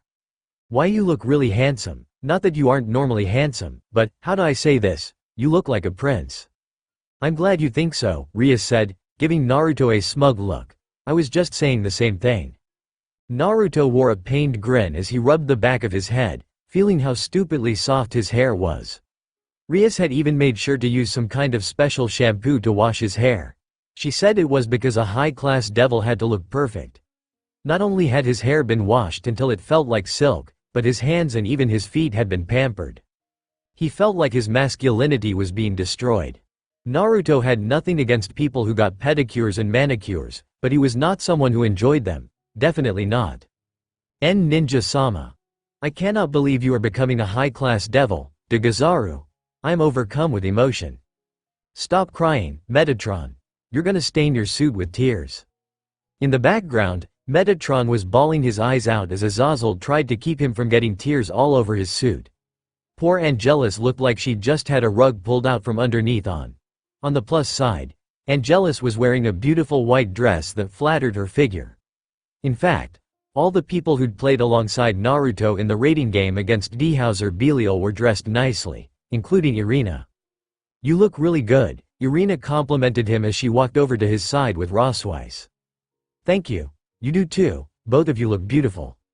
Rosweiss and Irina were wearing dresses. Irina's dress was pure white and traveled down to her ankles. It looked like it had been made with multiple layers. The outer layer was translucent, while the inner layer was made of a thicker fabric. Her dress didn't have any sleeves, but she did wear pure white gloves that went all the way to the middle of her biceps. Even her hair had been styled into an artistic bun. Naruto didn't know who did her hair. His bets were on Graphia, but he thought the way several strands highlighted her eyes made her beauty stand out even more than usual. Rosweiss's dress was even more showy, an off-the-shoulder dress that revealed her slender shoulders and some of her back. Despite being a design that had no shoulders, it still had sleeves connected to the dress's main body. It was longer than Irina's, traveling down to her ankles instead of her knees, which was sad because it meant Naruto couldn't see her lovely legs. However, the dress's light blue color complemented Rosweiss's beautiful silver hair and eyes. He thought it fit her perfectly. They were not the only ones dressed up. Rias, Kaneko, and Revel were all wearing beautiful gowns. Rias was decked to the nines in a gorgeous crimson dress that showed her cleavage. Kaneko wore a traditional kimono with rose petal designs imprinted on the fabric, and Revel wore an outfit that resembled blue flames. Naruto knew he was actually in the underworld, but some part of him wondered if this might not be heaven. "I'm not sure I like this dress," Xenovia complained as she held the hems of her dress. Naruto wondered if he should tell her that he could see her panties. "It is too breezy." "Put down your dress, Xenovia," Irina shouted. "I can see your panties." "So, I show eyes may panties all the time. That's not the point," Irina shouted when Xenovia just gave her a confused look. "There are more boys here than just eyes. You need to be a little more modest." I guess you bring up a good point." Naruto glanced at Issei, who looked like he was struggling with something. Asia was hovering next to him and dabbing his nose with a handkerchief. She didn't look very happy that her boyfriend was getting a nosebleed because he saw Xenovia's panties. "Well, it looks like everyone is ready," Zeoticus said. "In that case, we should all head out now." Vanelena clapped her hands together. "Naruto, because you are the VIP of this ceremony, you'll be traveling in your own limo. The rest of us will go on ahead of you and find our reserved seats." She placed a hand on her daughter's shoulder. "Since Rias is your master and we are her family, we get front row seats." With these two and Azazel ushering us out, their large group was left with no choice but to leave the room.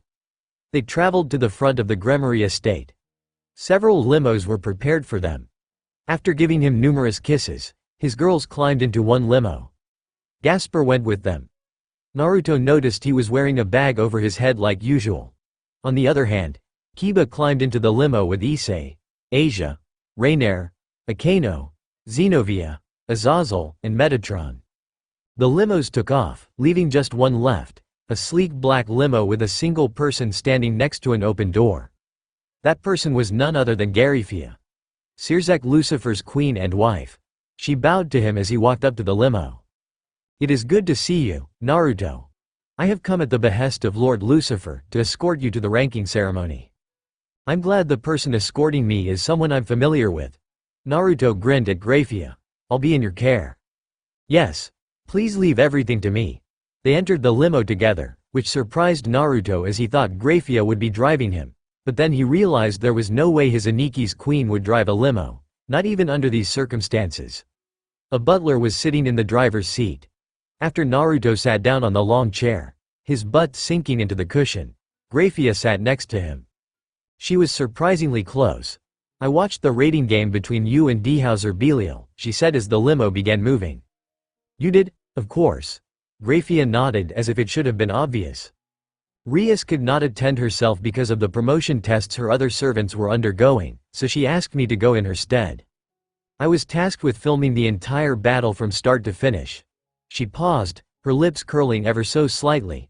"You may not know this, but Rias has watched your rating game with Dhauser Belial several times now. I remember seeing her sitting in an unused room with a notebook in hand as she observed your battle.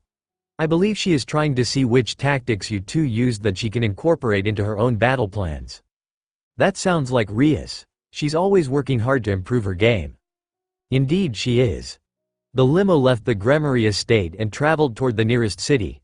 During his time in the limo, he spoke with Grafia about what it meant to be a high-class devil. He had, of course, learned a lot from Vanillana, but he also felt hearing another high-class devil's perspective would be good. Grafia was a member of the Lucifuge family from the Extra Demons, which were houses of powerful devils who were not part of the 72 Pillars. Most Extra Demons did not involve themselves with today's Devil Society. People like Grafia and Kusha Abaddon, Cyrorg's queen, had cut all ties to their households in order to involve themselves with Devil Society. "Was it hard cutting ties to your family?" asked Naruto. "Not really. Long ago, I felt a strong sense of duty toward my family, so much so that I was willing to fight against Sirzek during the Devil Civil War that split our society in two. However, during the war, I came to realize what was really important. Once I understood that, choosing Sirzek over my family was easy." Grafia had let her hair down, in a manner of speaking. She had not changed her hair in the most literal sense. Her maid outfit was still on, and she still looked impeccable, with not a single ruffle out of place. The change came from inside, from her calm demeanor that was normally cold as ice. She was leaning back and sipping a glass of wine. There was a bar in this limo. Drinking while acting in her capacity as a maid was something she'd normally never do. The languid smile she wore was also something Naruto was sure she wouldn't have done in most circumstances. He liked to think the reason she could be like this was because she felt comfortable around him, because she had accepted him as her brother-in-law. Once the limo reached the nearest city, he and Grafia boarded a train, which took them to Lilith, where another limo was waiting for them. This limo was being guarded by several devils. Naruto blinked when he realized he recognized the people standing around the limo. There was Soji Okita, McGregor Mathers, Surtur II, Bahamut, Enku, and Beowulf. Each of them were members of Sirzek's peerage, which was known as the strongest peerage in the underworld. "I see," Naruto said as he smiled wryly at Grafia. "You're part of my honor guard." "That's right." Grafia was no longer wearing the languid smile he'd seen on the limo and in the train, but the light of amusement still sparkled in her eyes. "Your promotion is incredibly important to Sirzek. You're going to be his brother-in-law, so he felt it was necessary to make sure the people guarding you were strong enough that we wouldn't hold you back." "Well, it's not like I mind being guarded by my sister-in-law and her friends," Naruto admitted. Despite herself, Grafia smiled. "Well, hop into the limo, Naruto. We will escort you to the ceremony." "Yeah. Okay." Naruto climbed into this new limo, which was almost identical to the other one except 2 times bigger. He expected Grafia to climb in, but she did not, So he looked outside and saw that she and the other members of Sears' peerage were flying alongside this limo. No, wait. They were missing someone. Soji was on the left front corner, McGregor on the right front corner, Bahamut on the left back corner, Enku on the back right, and Grafia in the front. Where was Surtur? You might want to sit back down, a voice said from the driver's seat. Naruto turned. Surtur was sitting in the driver's seat. Surtur II was a large man who appeared to be somewhere in his mid-30s. He stood at about 2 meters tall, which made Naruto realize that was why this limo was so big. It was likely to fit this dude's hulking frame. His orange hair, which was the coolest hair Naruto had ever seen, had been styled into an array of spikes. His large build and the wild aura emitting from him surpassed even that of Saraorg. At present, he was gripping the steering wheel with his gigantic hands, which Naruto feared would break under this man's fierce grip. I'm surprised you're driving, Naruto said as he sat back down. You got a problem with me driving? No, it's just that I never expected you to know how to drive a limo. What are you saying? Surtur shouted in anger. You think because I'm big, I can't drive a limo? I know how to drive, damn it, don't underestimate me. I wasn't underestimating you. Surtur seemed to get angry easily, so Naruto decided to ignore him for now. He'd let the dude just focus on his driving. Shouts and cheers alerted Naruto to something happening outside. When he looked out the window again, he found hundreds of thousands of people lining the streets. Banners hung in the air, people cheered his name, and there were even cameras recording his limo as it traveled down the road. Naruto finally realized why he had an escort. With so many people present, it would be easy for someone like Rizvam to try and assassinate him, but with Grafia and the other members of Sears' peerage present, not even that man would be dumb enough to attack. Grafia on her own was someone capable of fighting on par with Seraphal Leviathan. They came upon the building where Naruto would be getting promoted. It looked a lot like a palace. The structure was not just large but also ostentatious, with decorations that made him think of those medieval castles. Every brick looked like it had been freshly polished. The tiles of the room had an extra shine. There were also stained glass windows that gave this place the look of a Gothic cathedral. Even the Gremory estate looked nothing like this. That's Lord Lucifer's palace, Surtur informed him. Oh, well, I suppose I should have expected something like this from Aniki. They turned off the main road, drove past several large columns, and reached a driveway shaped like a donut. Everyone stopped around the limo. The one who opened the door for him was, of course, Grafia, who refused to let Surtur take that task onto himself. He wondered if it was a sense of duty or possessiveness that led to her refusing to allow one of the others to perform any tasks on his behalf. Form up, Grafia ordered. The members of Sears' peerage formed up around Naruto, with Grafia in the lead. Their pattern was similar to a diamond formation. Like this, they escorted Naruto up a set of stairs with red carpet and through a massive doorway. Hundreds of heads appeared in Naruto's vision as he entered the entrance hall to Sears' castle. It looked like this was where the ranking ceremony would take place. As Naruto walked down the red carpet, Sears' peerage broke off, with only Grafia remaining beside him. He looked toward the left, then the right. He didn't recognize all the devils in attendance, but he could spot a few faces he was familiar with. There was Saraorg Biel and his peerage sitting in one section. Saraorg nodded and grinned at him when their eyes met. Seraphal Leviathan was also waving at him with that enthusiastic smile of hers. Sitting beside her was her little sister, Sona Citri, who looked like she wanted to be anywhere but next to her sister. Her peerage was also present. Of course, Rias, her family, and her peerage were all there as well, though they were at the very front of this gathering. Sears' was standing on a dais, next to an altar, at the very back of this room. It looked like the dais had been set up for just this occasion. Naruto remembered his lessons from Vanillana and knelt before the dais. He felt like one of those knights giving deference to their lord. The ceremony will now commence, Grafia said, her voice resounding through the hall. Naruto Uzumaki. Sears' stepped down from the dais and stood before him, a smile on his face. Through your numerous actions and deeds, you have displayed a strength that is more than worthy of a high-class devil, and in the rating game against Dehauser Belial, you showed off your talent to command a peerage. The 4 great Satans and the 72 pillars have decided to grant you your own rank and peerage. Stand up. I would also like to ask that Naruto Uzumaki's master come forward. At that, Ria's Gremory stood from her seat and walked over to Naruto as he stood up. The two of them followed Searsex up the dais and toward an altar. Searsex grabbed a certificate from another devil, Ajuka Beelzebub, and then turned back around and looked at Naruto. The actions that earned you fame were first, your defeat of Riser Phoenix during the raiding game he had with Ria's Gremory. However, you have performed many great deeds since then. There was your defeat of Kokabiel, your battles during the 3 faction raiding games, and the time when you faced off against all the major gods from Greek mythology to rescue me and the other leaders of the 3 factions alliance. Your many acts of bravery are what has earned you the right to become a high-class devil. Now, take this certificate and accept your responsibilities. Searsex held the certificate out for Naruto, who knelt once more and accepted it. The paper was smooth but thick. This was obviously ceremonial paper. Beside him, Rias was looking on with a wide smile on her face, pride brimming in her eyes. I accept the responsibilities given to me as a high-class devil. Naruto stood up, turned around, and presented the certificate to the audience, who all cheered and applauded. It was loud. The sound might have been even louder than it was during his raiding game against Dehauser. He wished he could cover his ears, but then he would have looked weak. After receiving his certificate and displaying it to the crowd, Naruto turned to Rias, got down on one knee, and smiled up at her. Her eyes were glistening and her lips curved delightfully as she accepted a crown from Searsex.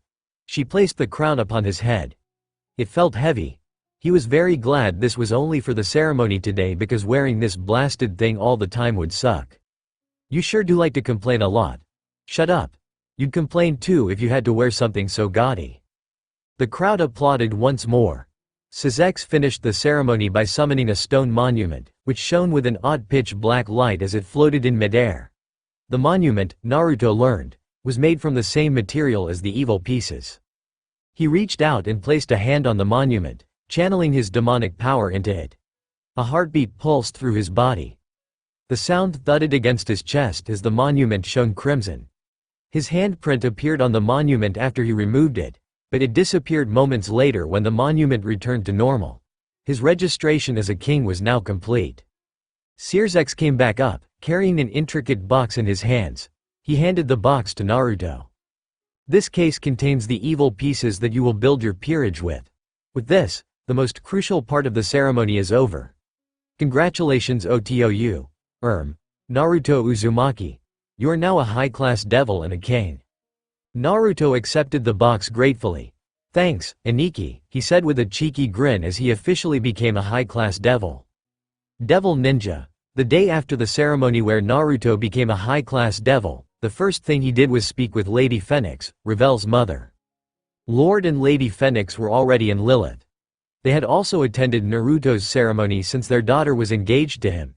Even if Revel wasn't going to marry him, he was certain they would have come since it involved the Gremory family, whom their son was originally supposed to marry.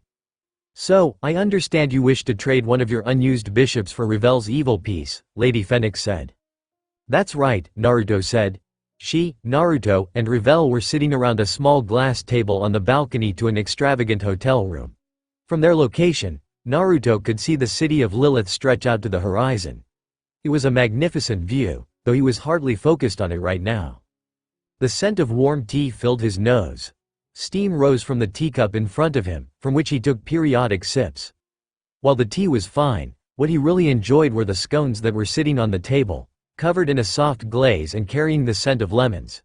They were made by Revel. Well, I knew this day was coming. Lady Phoenix grabbed her teacup and took a sip as if biding her time. Revel, seated between the two of them, squirmed in her seat, her cheeks red. As she set the cup down, Lady Phoenix continued. Ever since the raiding game between Riser and Rias, all this girl would talk about was you. It got to the point where I decided to send her to the human world so she could be close to you. Mother? Is that true, Revel? Naruto looked at Revel, whose cheeks nearly exploded as she looked down and meekly nodded. He scratched the back of his head, then looked at Lady Phoenix. I already knew she had feelings for me, but I didn't know that. Anyway, what do we need to do in order to trade an unused bishop for Revel? We merely have to exchange evil pieces. After saying this, Lady Phoenix smiled as she created a magic circle and summoned a single evil piece. It was quite obviously a bishop. Naruto stared at the piece with undisguised desire, which made the smile on Lady Fennec's face grow wider. A bishop for a bishop and a promise to treat my daughter right will be a satisfactory exchange, she said. Naruto nodded as he summoned an unused bishop. They swapped evil pieces, and as he received the bishop from Lady Fennec's, Naruto closed his hand around it and brought the piece to his chest. He thought he felt it pulse as he held it. Was it just his imagination? Naruto-sama? Lord Naruto? I don't mind if you called me by an honorific, but please pick one, Naruto said. I can't help it, Revel complained. The author keeps changing what I call you. Damn him, Naruto grumbled. Let's just go with Naruto-sama then. I'm more used to that honorific than Lord Naruto. Okay, Naruto-sama. Our transaction is now complete. Lady Fennec leaned back and placed her hands in her lap. What do you plan on doing now? Now? What did he plan on doing now? Naruto also leaned back, though he crossed his arms as he pondered her question. I guess, now that I'm a high-class devil, I am going to be given responsibilities befitting someone of my station. Rias said I'd be taking on several of her duties. Naruto didn't mind taking on some of Rias's duties. No, he actually wanted to do this. His girlfriend had been working way too hard in his opinion. Ever since the war against the Chaos Brigade began, she'd been meeting with various dignitaries, working late into the night for her brother, and dealing with her duties as the overseer of Kuo City. The only time she got to rest was when he made her rest. If he could take on some of the duties she was already doing onto him, it would lighten her burden. Maybe then he and Rias could go on another date. It had been a while since they'd done that. You will also want to find other people to become members of your peerage, Lady Fennec said. I'm sure my daughter already has several ideas regarding this subject. I do. Revel straightened in her chair and looked at Naruto. I've actually already prepared a list of people with great potential. There are several who I believe would make great members of your peerage. As always, Revel seemed to have already anticipated his needs and was several steps ahead of the game. He wondered how this girl could be so attentive. It was like she was constantly looking after him, which he appreciated, though it also left him a little embarrassed. Thank you, Revel. We'll go over the list at the earliest convenience. They stayed with Lady Fennec for a few more hours. Naruto wanted to give Revel some time with her mother before they had to leave for the human world. After their conversation, however, Naruto and Revel left, traveling through Lilith before arriving at the hotel Rias and the rest of her peerage was staying in. After checking in at the front desk, they found that Rias and the others waiting for the two of them inside the lounge. It was a large room with all kinds of games. There were board games, billiards, chess stations, and even video games. When they arrived, it looked like everyone had chosen the games that interested them the most and were playing around.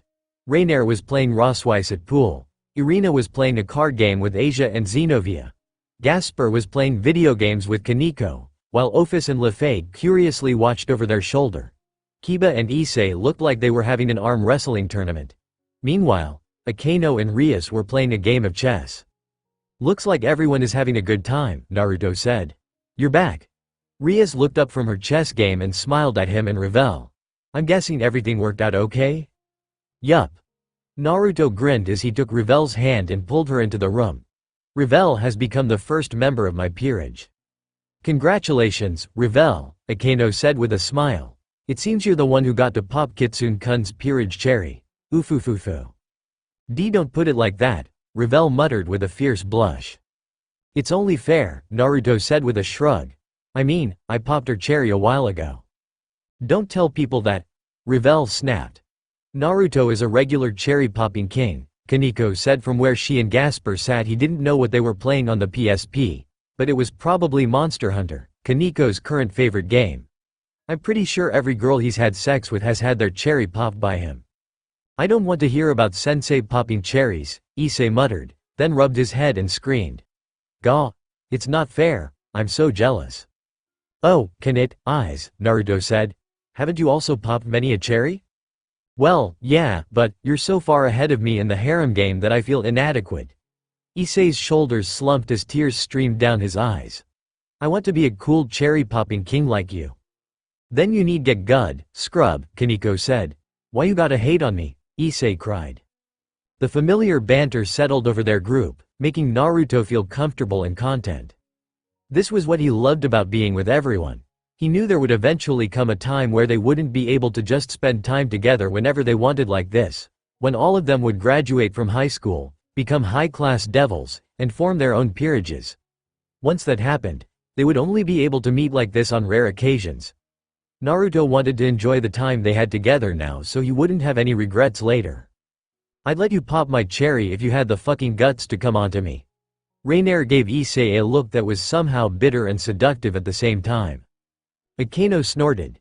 "You'll have to prove yourself if you want to get a hold of Aiza's one-eyed Willy.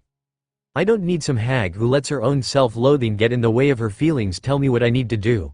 You don't have any power over me. If I want to take Aiza's Ascolin for myself, I will." Reiner glared at Akeno, who glared right back. It looked like sparks might start flying between them if something wasn't done soon. Asia tried to step in. Excuse me. Since Aiz and I have been together for the longest time, doesn't that mean I have seniority over you both? Maybe, like, you should ask me how I feel about this? You stay out of this, none, ufufufu, Asia-chan, please do not interfere. Akeno and Reiner turned their angry glare on Asia, who shrank back when she saw the murder in their eyes. An unidentifiable but nonetheless terrifying aura was emitting from the two black-haired women. Poor Asia. Despite having become much stronger now than she used to be, there was no way a kind girl like her could deal with such dreadful auras. "Alright, sorry, speaking of illicit sexual relations," Xenovia began as she looked at Irina from over her cards. "I heard from a little birdie that you and Naruto have begun dating." "Oh, well, yeah, kind of." Irina looked around the room, as though doing everything in her power to ignore Xenovia's gaze. This did not faze the former member of the church at all. She continued to stare at Irina with undisguised interest, leaning forward. Irina leaned back. "So, how far have you gotten with him? How far, you say? Have you kissed him yet, or have you two already begun practicing how to make babies?" We just started going out before his rating game with Dehauser. Why would you think he and I would already go all the way? "So you've kissed? Well, I see. Naruto hasn't even made it to first base with you. That's very disappointing." "Oh, yeah? Well, what about you? How far have you and Aiz gotten, huh?" "Regrettably, he still has not made a move on me, despite being given ample opportunity to do so." Xenovia glanced over at Issei, who caught her gaze, and then blushed and looked away. She frowned. For a man who has already had sex and claims he wants to be the harem king, he is awfully shy. Xenovia," Asia began. "If you really want to have sex with Issei, then," she looked around before leaning forward and whispering something into Xenovia's ear. "Oh, that's a good idea," Xenovia said after Asia finished saying her piece. She looked at the kind girl with astonishingly wide eyes. "Would you really do that for me?" Asia wore a bright, beaming smile. "Of course. I mean, we're all part of the same peerage, right? So we're kind of like family." "Thanks, Asia," Xenovia returned the former nun's smile with one of her own. Splitting up with Revel, who went over to Kaneko, Naruto sat down beside Rias as she continued to play a game of chess with Akeno. It looked to him like she was winning. Akeno's brow was furrowed as she struggled with her next move. From what he understood, the fallen girl wasn't very good when it came to strategy. She preferred blasting her opponents with overwhelming firepower. Rias didn't say anything as the game continues. She eventually won. Once she achieved victory, Rias looked up from the chessboard and addressed everyone. "Now that everyone's promotion has taken place, we'll be leaving for the human world tomorrow. I want you all to get a good night's rest. Make sure you don't stay up too late." Everyone told her they wouldn't stay up late in their own words.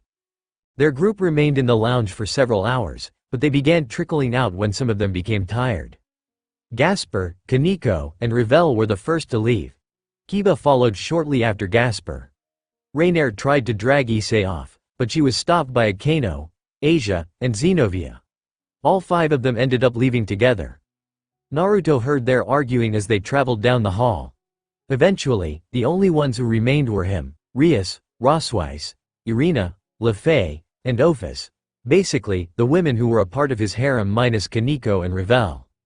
"We should all get to bed as well," Rias said. "I agree," Rosweiss began, however, Rias looked at the silver-haired woman, who blushed upon being put in the spotlight. "I was just wondering, who is going to sleep with Naruto?" she asked. At that, Everyone turned to look at Naruto, then looked at each other. A shiver crawled up Naruto's spine. This could not mean anything good. Devil Ninja, they were back home from the underworld. Upon returning home, life returned to a semblance of normality. They went to school, did their homework, studied for tests. Naruto cheated and stole the answer sheets for all his tests, then got lectured by Rosweiss on integrity. And Naruto was learning what sort of bullshit Rias went through every single day. I want to D. Oh, stop being such a baby, it's not that bad. I don't know how you deal with this every day. Why is there so much paperwork? Did you think being the overseer of a city was easy? It's a lot of work. I have to read reports on suspicious activities, balance accounts for various business, sign off on deals and laws that affect the city, and send letters to various dignitaries on behalf of my brother. Isn't obvious that a lot of work would be involved? Why do you think I find myself sitting behind a desk most days? I thought you just liked to feel important. I'm going to hit you for that. Naruto and Rias were sitting in her office, with Rias teaching Naruto what sort of work he was going to be expected to deal with now that he was a high-class devil. It seemed this rank came with a lot of busy work. He'd been sitting behind this desk since morning, looking over papers and handing them off for Rias to sign. It was now 1 in the afternoon. He'd been there for at least 6 hours. Why the hell did he want to become a high-class devil again? This was crap. Total crap. Can't we take a break? Not until we at least finish the first half of our work. Oogh, kill me now. Naruto groaned as he picked up a folder, opened it, and flipped through the pages. This one was a report. As he read through it, a small frown marred his face. It looks like there have been sightings of suspicious people in Kuo recently, Naruto said as he flipped through several more pages. What kind of suspicious people? Asked Rias as she flourished her wrist and signed another document. People wearing cloaks and large hats. It looks like they might be mages, but the reports only say they looked suspicious. It didn't say whether or not they were mages. I'll send a letter to the Magicians' Council and ask if they know anything about this. The current chairman for the Grauzauber, the organization in charge of setting down laws and policies for magicians, is Mephistopheles. He's a devil from the extra demons who has been around since the time of the previous 4 great Satans. I need to send him a letter anyway. As Rias spoke, the doors to the office opened and 2 people walked in. One of them was Revel Phoenix. The other was Akano. Akano was pushing a small cart in front of her, which contained a tea kettle, several plates and cups, and a multi-tiered display stand filled with various cakes. We've come to deliver some snacks. I thought you two might be hungry, Revel said, then paused. And Naruto? What's wrong? Why are you, Revel became flustered when Naruto climbed off his chair, got down on his knees, wrapped his arms around her waist, and buried his face into her chest. It smelled like she had taken a bath not long ago. He could smell her soap mixing with her natural scent. More than that, however, Naruto enjoyed the elastic sensation of her springy breasts against his cheek. Her twin protrusions were like a pair of soft pillows. What are you doing, Naruto? Rias asked, deadpan. Naruto, however, merely lifted his face from Revel's boobies and looked up at the flustered young phoenix. Her eyes already looked like they were swirling around in her head. The redness of her face reminded him of a boiled lobster. Steam was actually rising from her head thanks to his surprise attack. You're my savior, he said. And no, I'm not anything like, I'm only bringing snacks, Revel tried to say in her flustered tone. I love you, Revel. That's, I love you too, this. Marry me. What, right now, let's get married. WWW what are you saying? Naruto continued pressuring Revel into holding a wedding ceremony right now, stating he couldn't wait another second to make her his wife. At this point, Revel was pretty much done for. She was just a blubbering ball of embarrassment. All she could do was blush with the intensity of a sun. Her head had even caught fire. Oofufufu, it seems your boyfriend is in fine form today. Akano jested as she pushed the cart over to Rias's desk and began setting out the tea and food. She worked with methodical efficiency, pouring the tea into a cup, setting several cakes on the plate. The elegance of her work was befitting a woman whose family once owned a shrine. Rias sighed as she continued watching Naruto mercilessly tease Revel. He started off strong, but he snapped around 2/3 of the way through. And, how far have you gotten on your work? Asked Akano. Rias lifted the teacup to her lips, took a sip, and sighed as if releasing all the stress she felt. Meanwhile, Naruto had lifted poor Revel into a bridal carry and was traveling back over to the desk. All the Phoenix heiress could do was blush as he carried her like a princess, sat down with her on his lap, and began nuzzling his cheek against hers like affectionate house pet. "We're almost done for the day," she admitted so quietly Naruto couldn't hear. So despite complaining, Kitsune-kun has actually been helping a lot, Akeno determined. "He complains, but he's actually really good at paperwork," Rias said. "Of course I'm good at paperwork," Naruto grumbled as Revel reached out for one of the cakes and held it near his mouth. "I was gonna be Hokage back in my old world. The other Hokage was even training me so I'd know what to do. She taught me how to file papers, how sign off on papers, how to read through reports and mission statements, and then she'd sleep on the couch. Now that I think about it, I'm pretty sure Granny Tsunade was just using me. That damn hag. Oh, is this for me?" When Naruto finally noticed what Revel was doing, he looked down at the young woman, whose cheeks were still lit up like a bonfire. Well, since I'm here, I thought, it would be a nice gesture." Revel turned her head. "Thank you, Revel." Naruto leaned down and began eating the cake in Revel's hand. When he finished, he noticed that Revel's fingers were all sticky from the frosting.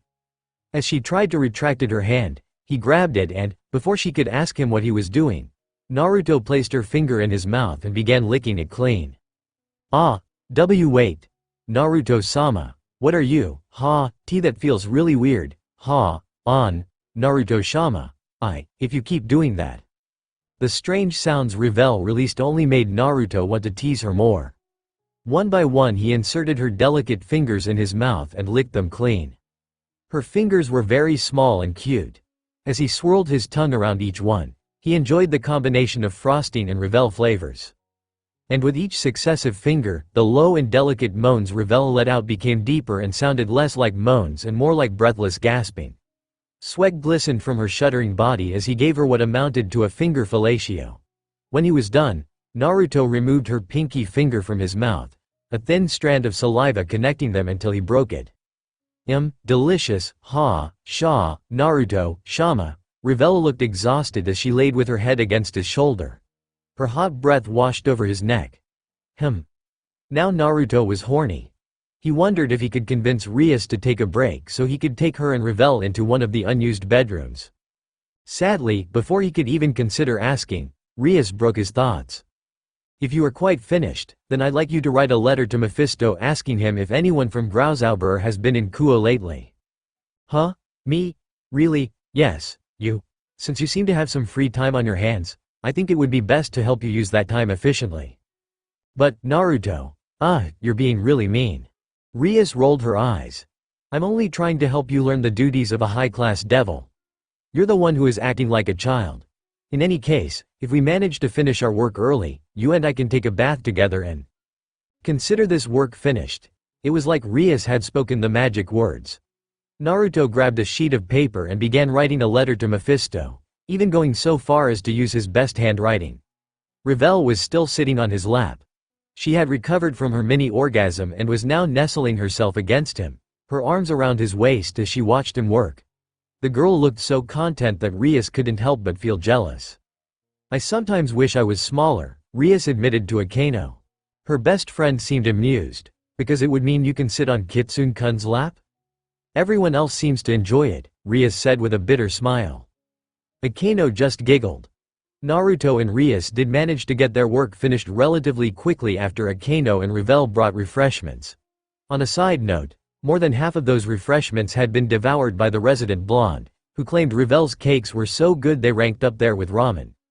Revel knew of Naruto's passion for the noodle dish, so his words caused her entire body to flush with pleasure. Since they were finished, Rias told Naruto they could take a bath together. They parted ways with Revel and Akeno and traveled to the bathhouse. "So now you've had your first taste of being a high-class devil. What do you think?" "I hate it. It's too much work. It is a lot of work, but you did a good job at least. I have a lot more respect for you now. I never knew how much work you had to put into overseeing Kuo until today." Naruto was kneeling behind Rias as she sat on a stool, her naked back hidden behind a thick curtain of crimson hair. At the moment, Naruto was running his hands through those soft locks of crimson, causing suds to form over them as he used Rias's preferred shampoo. I didn't always have this much work, Rias admitted. When Kuo was peaceful, the amount of work I needed to attend to was much smaller. It wouldn't be unusual for me to finish my duties within 2 or 3 hours. However, ever since the Three Factions Alliance formed, the amount of work I have has tripled. Of course, I'm thankful that my brother and family are entrusting so much work to me. It means they believe I am capable of it, but you are right, it is a lot of work. Naruto finished washing Rias's hair, which he then tied up into a bun on her head, exposing her wonderful back and the nape of her neck. First he cleaned her back off. He applied gentle pressure to the loofah he was using and created a thick amount of suds, which he washed away with water. After that was her arms, hands, and fingers. Then came the part he was looking forward to the most. Time for the front. HMPH. This is what you really wanted to do, isn't it? Of course. You don't mind, do you? No, I don't mind at all. Rias closed her eyes as Naruto pressed his front to her back and reached around her body. He was no longer using a loofah. His hands were covered in soap as he rubbed her tits, enjoying the way they shook and bounced and jiggled in his hands. Rias's boobs had just the right amount of yield. They were soft and squishy. He loved the way his fingers sank into them, though more than that, he loved the sounds she made when he played with her nipples. Naruto, that's, you know how sensitive they get when you do that, I know. That's why I'm doing this. Naruto had both her nipples between his fingers and was rolling them around. Rias bit her lip to keep from crying out, but there was some drool leaking from between her mouth as she struggled against the sensations inundating her. It got to the point where her thighs were shaking and she was even clutching her toes as if that would somehow help. With a grin, Naruto pressed his mouth against her neck and began suckling on that sweet spot. Naruto, if you do that, I think I really might lose my mind. Naruto would have said something if his mouth wasn't firmly on Rias's neck. He continued playing with her tits, enjoying their feel, but then he soon let go. Rias breathed heavily as she leaned back. However, her entire body soon stiffened when Naruto cupped a hand over her lips and began rubbing it. The feeling of his finger being wedged between her outer labia was sensational, but the noises Rias made were even better. Rias could not say anything as Naruto played with her. She spread her legs out of instinct, crying out when he inserted one finger, then two, while also using his thumb to rub her clit. He was still kissing her neck and shoulder too. Her body began shuddering. He could tell she was close. However, just as Rias was about to come, he pulled back. Naruto, Rias whined. Why did you stop? Because I want to try something. Kage Bunshin no Jutsu. Naruto grinned when a clone appeared in front of the stunned Rias. He was standing up, so his crotch was right in front of Rias's face, and she could not take her eyes off the object standing straight at attention like a soldier in the military. Go on, Naruto coaxed her, you know you want to taste. No, you don't want to? You've done it before. Well, maybe a little taste. Rias leaned forward, stuck out her tongue, and licked the underside of clone Naruto's shaft.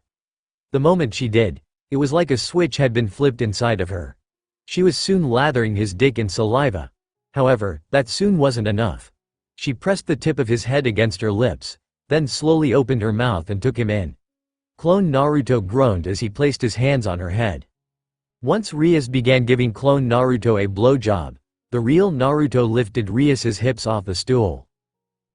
Rias couldn't say anything because her mouth was full of his clone's dick, but she did squeal when Naruto lined him up and thrust himself inside of her. He kept a firm hold of her hips as he began pushing his way into her. The feeling of her walls tightening around him as he penetrated the deepest regions of her pussy was like heaven, or should he call it hell?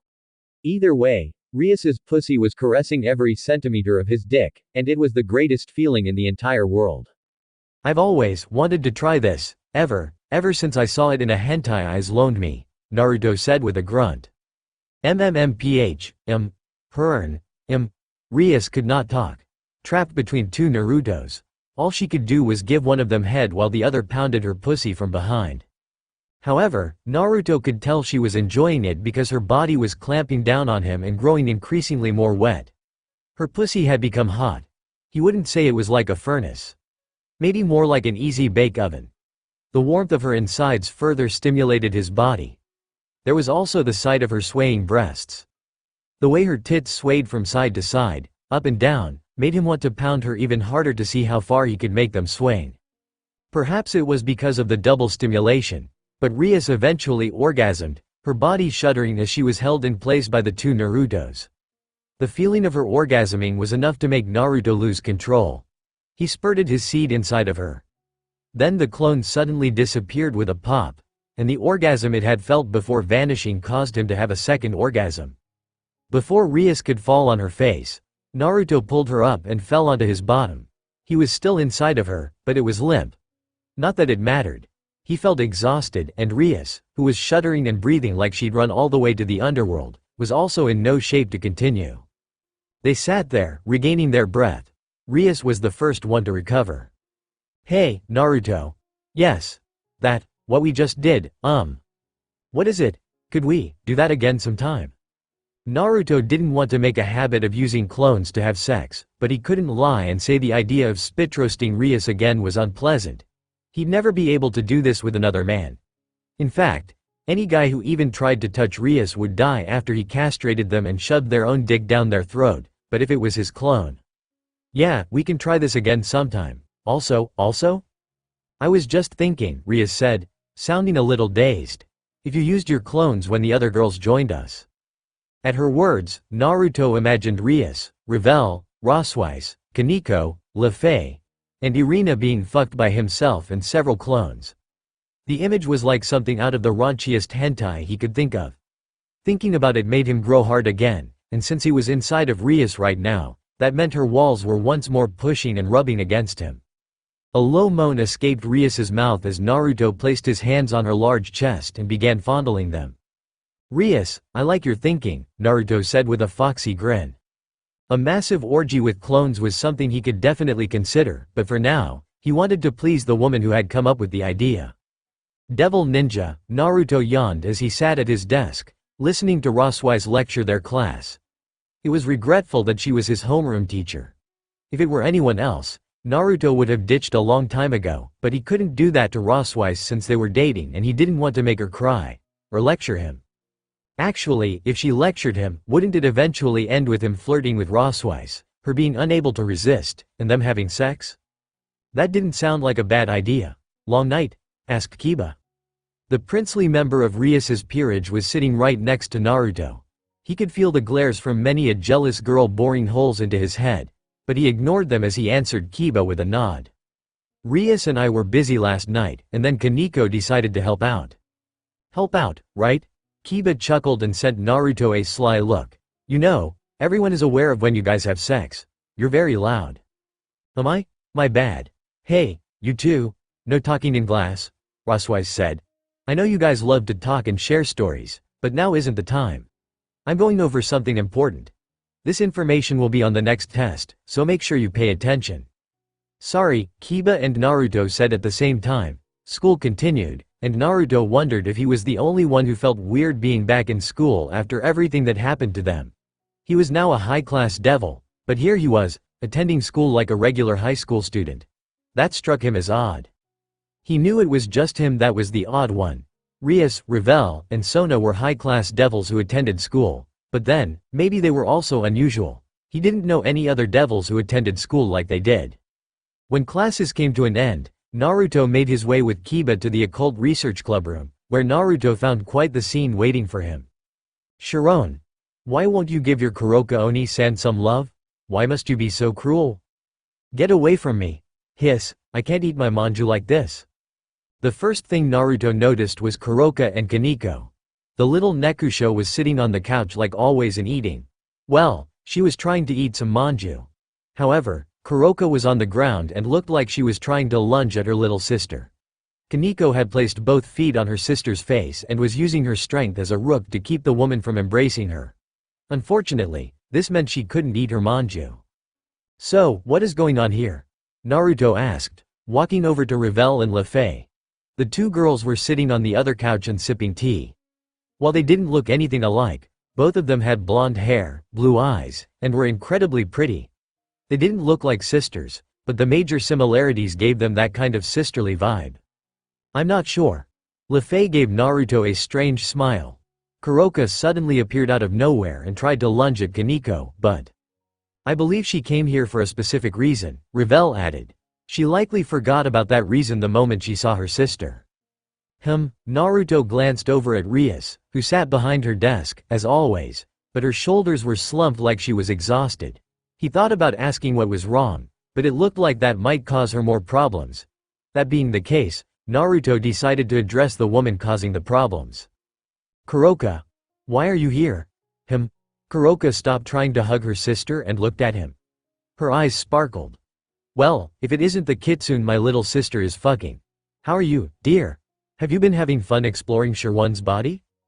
Kaneko and I have a lot of fun, thanks for asking. Kuroka pouted at Naruto's bland response, which caused him to snort. What, were you expecting me to blush like some kind of helpless virgin? I'm sorry to disappoint you. HMPH. I am a little disappointed, but I suppose that is to be expected. You are quite experienced, after all, not like some people I know. At those words, Kuroka's eyes trailed over to Issei.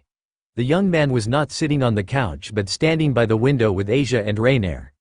Xenovia and Irina were not present, which made Naruto wonder where they had gone. Irina shared classes with him, but she had left earlier to do something. Maybe she and Xenovia had met up to discuss some important matter. Oh, don't look at me like I'm some kind of rotten virgin. Issei shouted at Kuroka's expression, his face red. I might not be at the same level as Sensei, but I'm experienced too. I've done it, and stuff. Kuroka's lips peeled back into a grin. Her canines glinted in the light, she looked very mischievous. And yet you still blush just like a virgin. Issei's cheeks turned an even darker shade of red. Naruto had the sense that things were going to get out of hand if this continued, but fortunately, Rias finally stood up and placed her hands on the desk. The act caused everyone present to look at her. That tired look from before was gone now, replaced with a stern expression that brooked no arguments and tomfoolery. I have several important announcements to make, she said. That said, I want everyone to hear what I have to say, so we'll wait until Xenovia, Irina, and Gasper arrive. What about Rossweiss? Asked Kiba. Rias shook her head. She is stuck in a meeting with the other teachers and won't be able to make it. It must have been hard being a teacher, Naruto concluded. Rossweiss was almost always stuck in meetings. Because she was often so busy dealing with school-related matters, she always found out what happened during their meetings after the fact. Everyone except them was already present. Akeno was next to Rias, Kaneko was on the couch with Kuroka fawning over her. Naruto was sitting beside Lefei and Revel. Kiba had elected to sit on the same couch as Kaneko and Kuroka, while Asia, Issei, and Rainier remained by the window. Sorry we're late, Irina said as the door opened and she walked in. Xenovia and Gasper were with her. I was asking Xenovia with some help on something. We ran into Gasper on the way, Xenovia added. The two girls didn't split up. Instead, they traveled over to where Asia was and those three formed a group. Now the group dubbed the Church Trio was together again. Meanwhile, Gasper came over to the couch where Naruto, Revel, and Lefei were sitting. He timidly sat down next to them. Now that everyone is here, let's get this fucking over with, Rainier said at last. It's so annoying having to stand around here for no reason. Oofufufu. If you dislike it so much, then why don't you just leave? What was that? Rias sighed at Akeno and said, Stop provoking Rainier, Akeno. We have some major issues to deal with right now. Yes, Rias. While it looked like Akeno was still raring to go, she dutifully stepped back at Rias's words, and now that it looked like another fight wouldn't break out, the redhead sighed as she glanced over at Kuroka. I'm sure you've all noticed Kuroka here. She's come for the purpose of training Kaneko some more. That's right. Kuroka smiled at everyone, then tried to sneak closer to Kaneko, only to have the white-haired Neko shove her hand into her older sister's face. I'm here because you guys get into a lot of trouble. Could you stop squishing my fascia, Sharon? Kaneko removed her hand and Kuroka sat back down, sighing as she rubbed her cheek. Anyway, you all tend to get into a lot of troubling situations. That's why I decided to take the initiative and give you guys a helping hand. I plan on training my little sister and the little vampire over there. You want to train me? Gasper pointed at himself in surprise. I can't train you in senjutsu like Sharon, but I can at least help you unlock your potential, Kuroka said. She crossed her arms and tilted her head.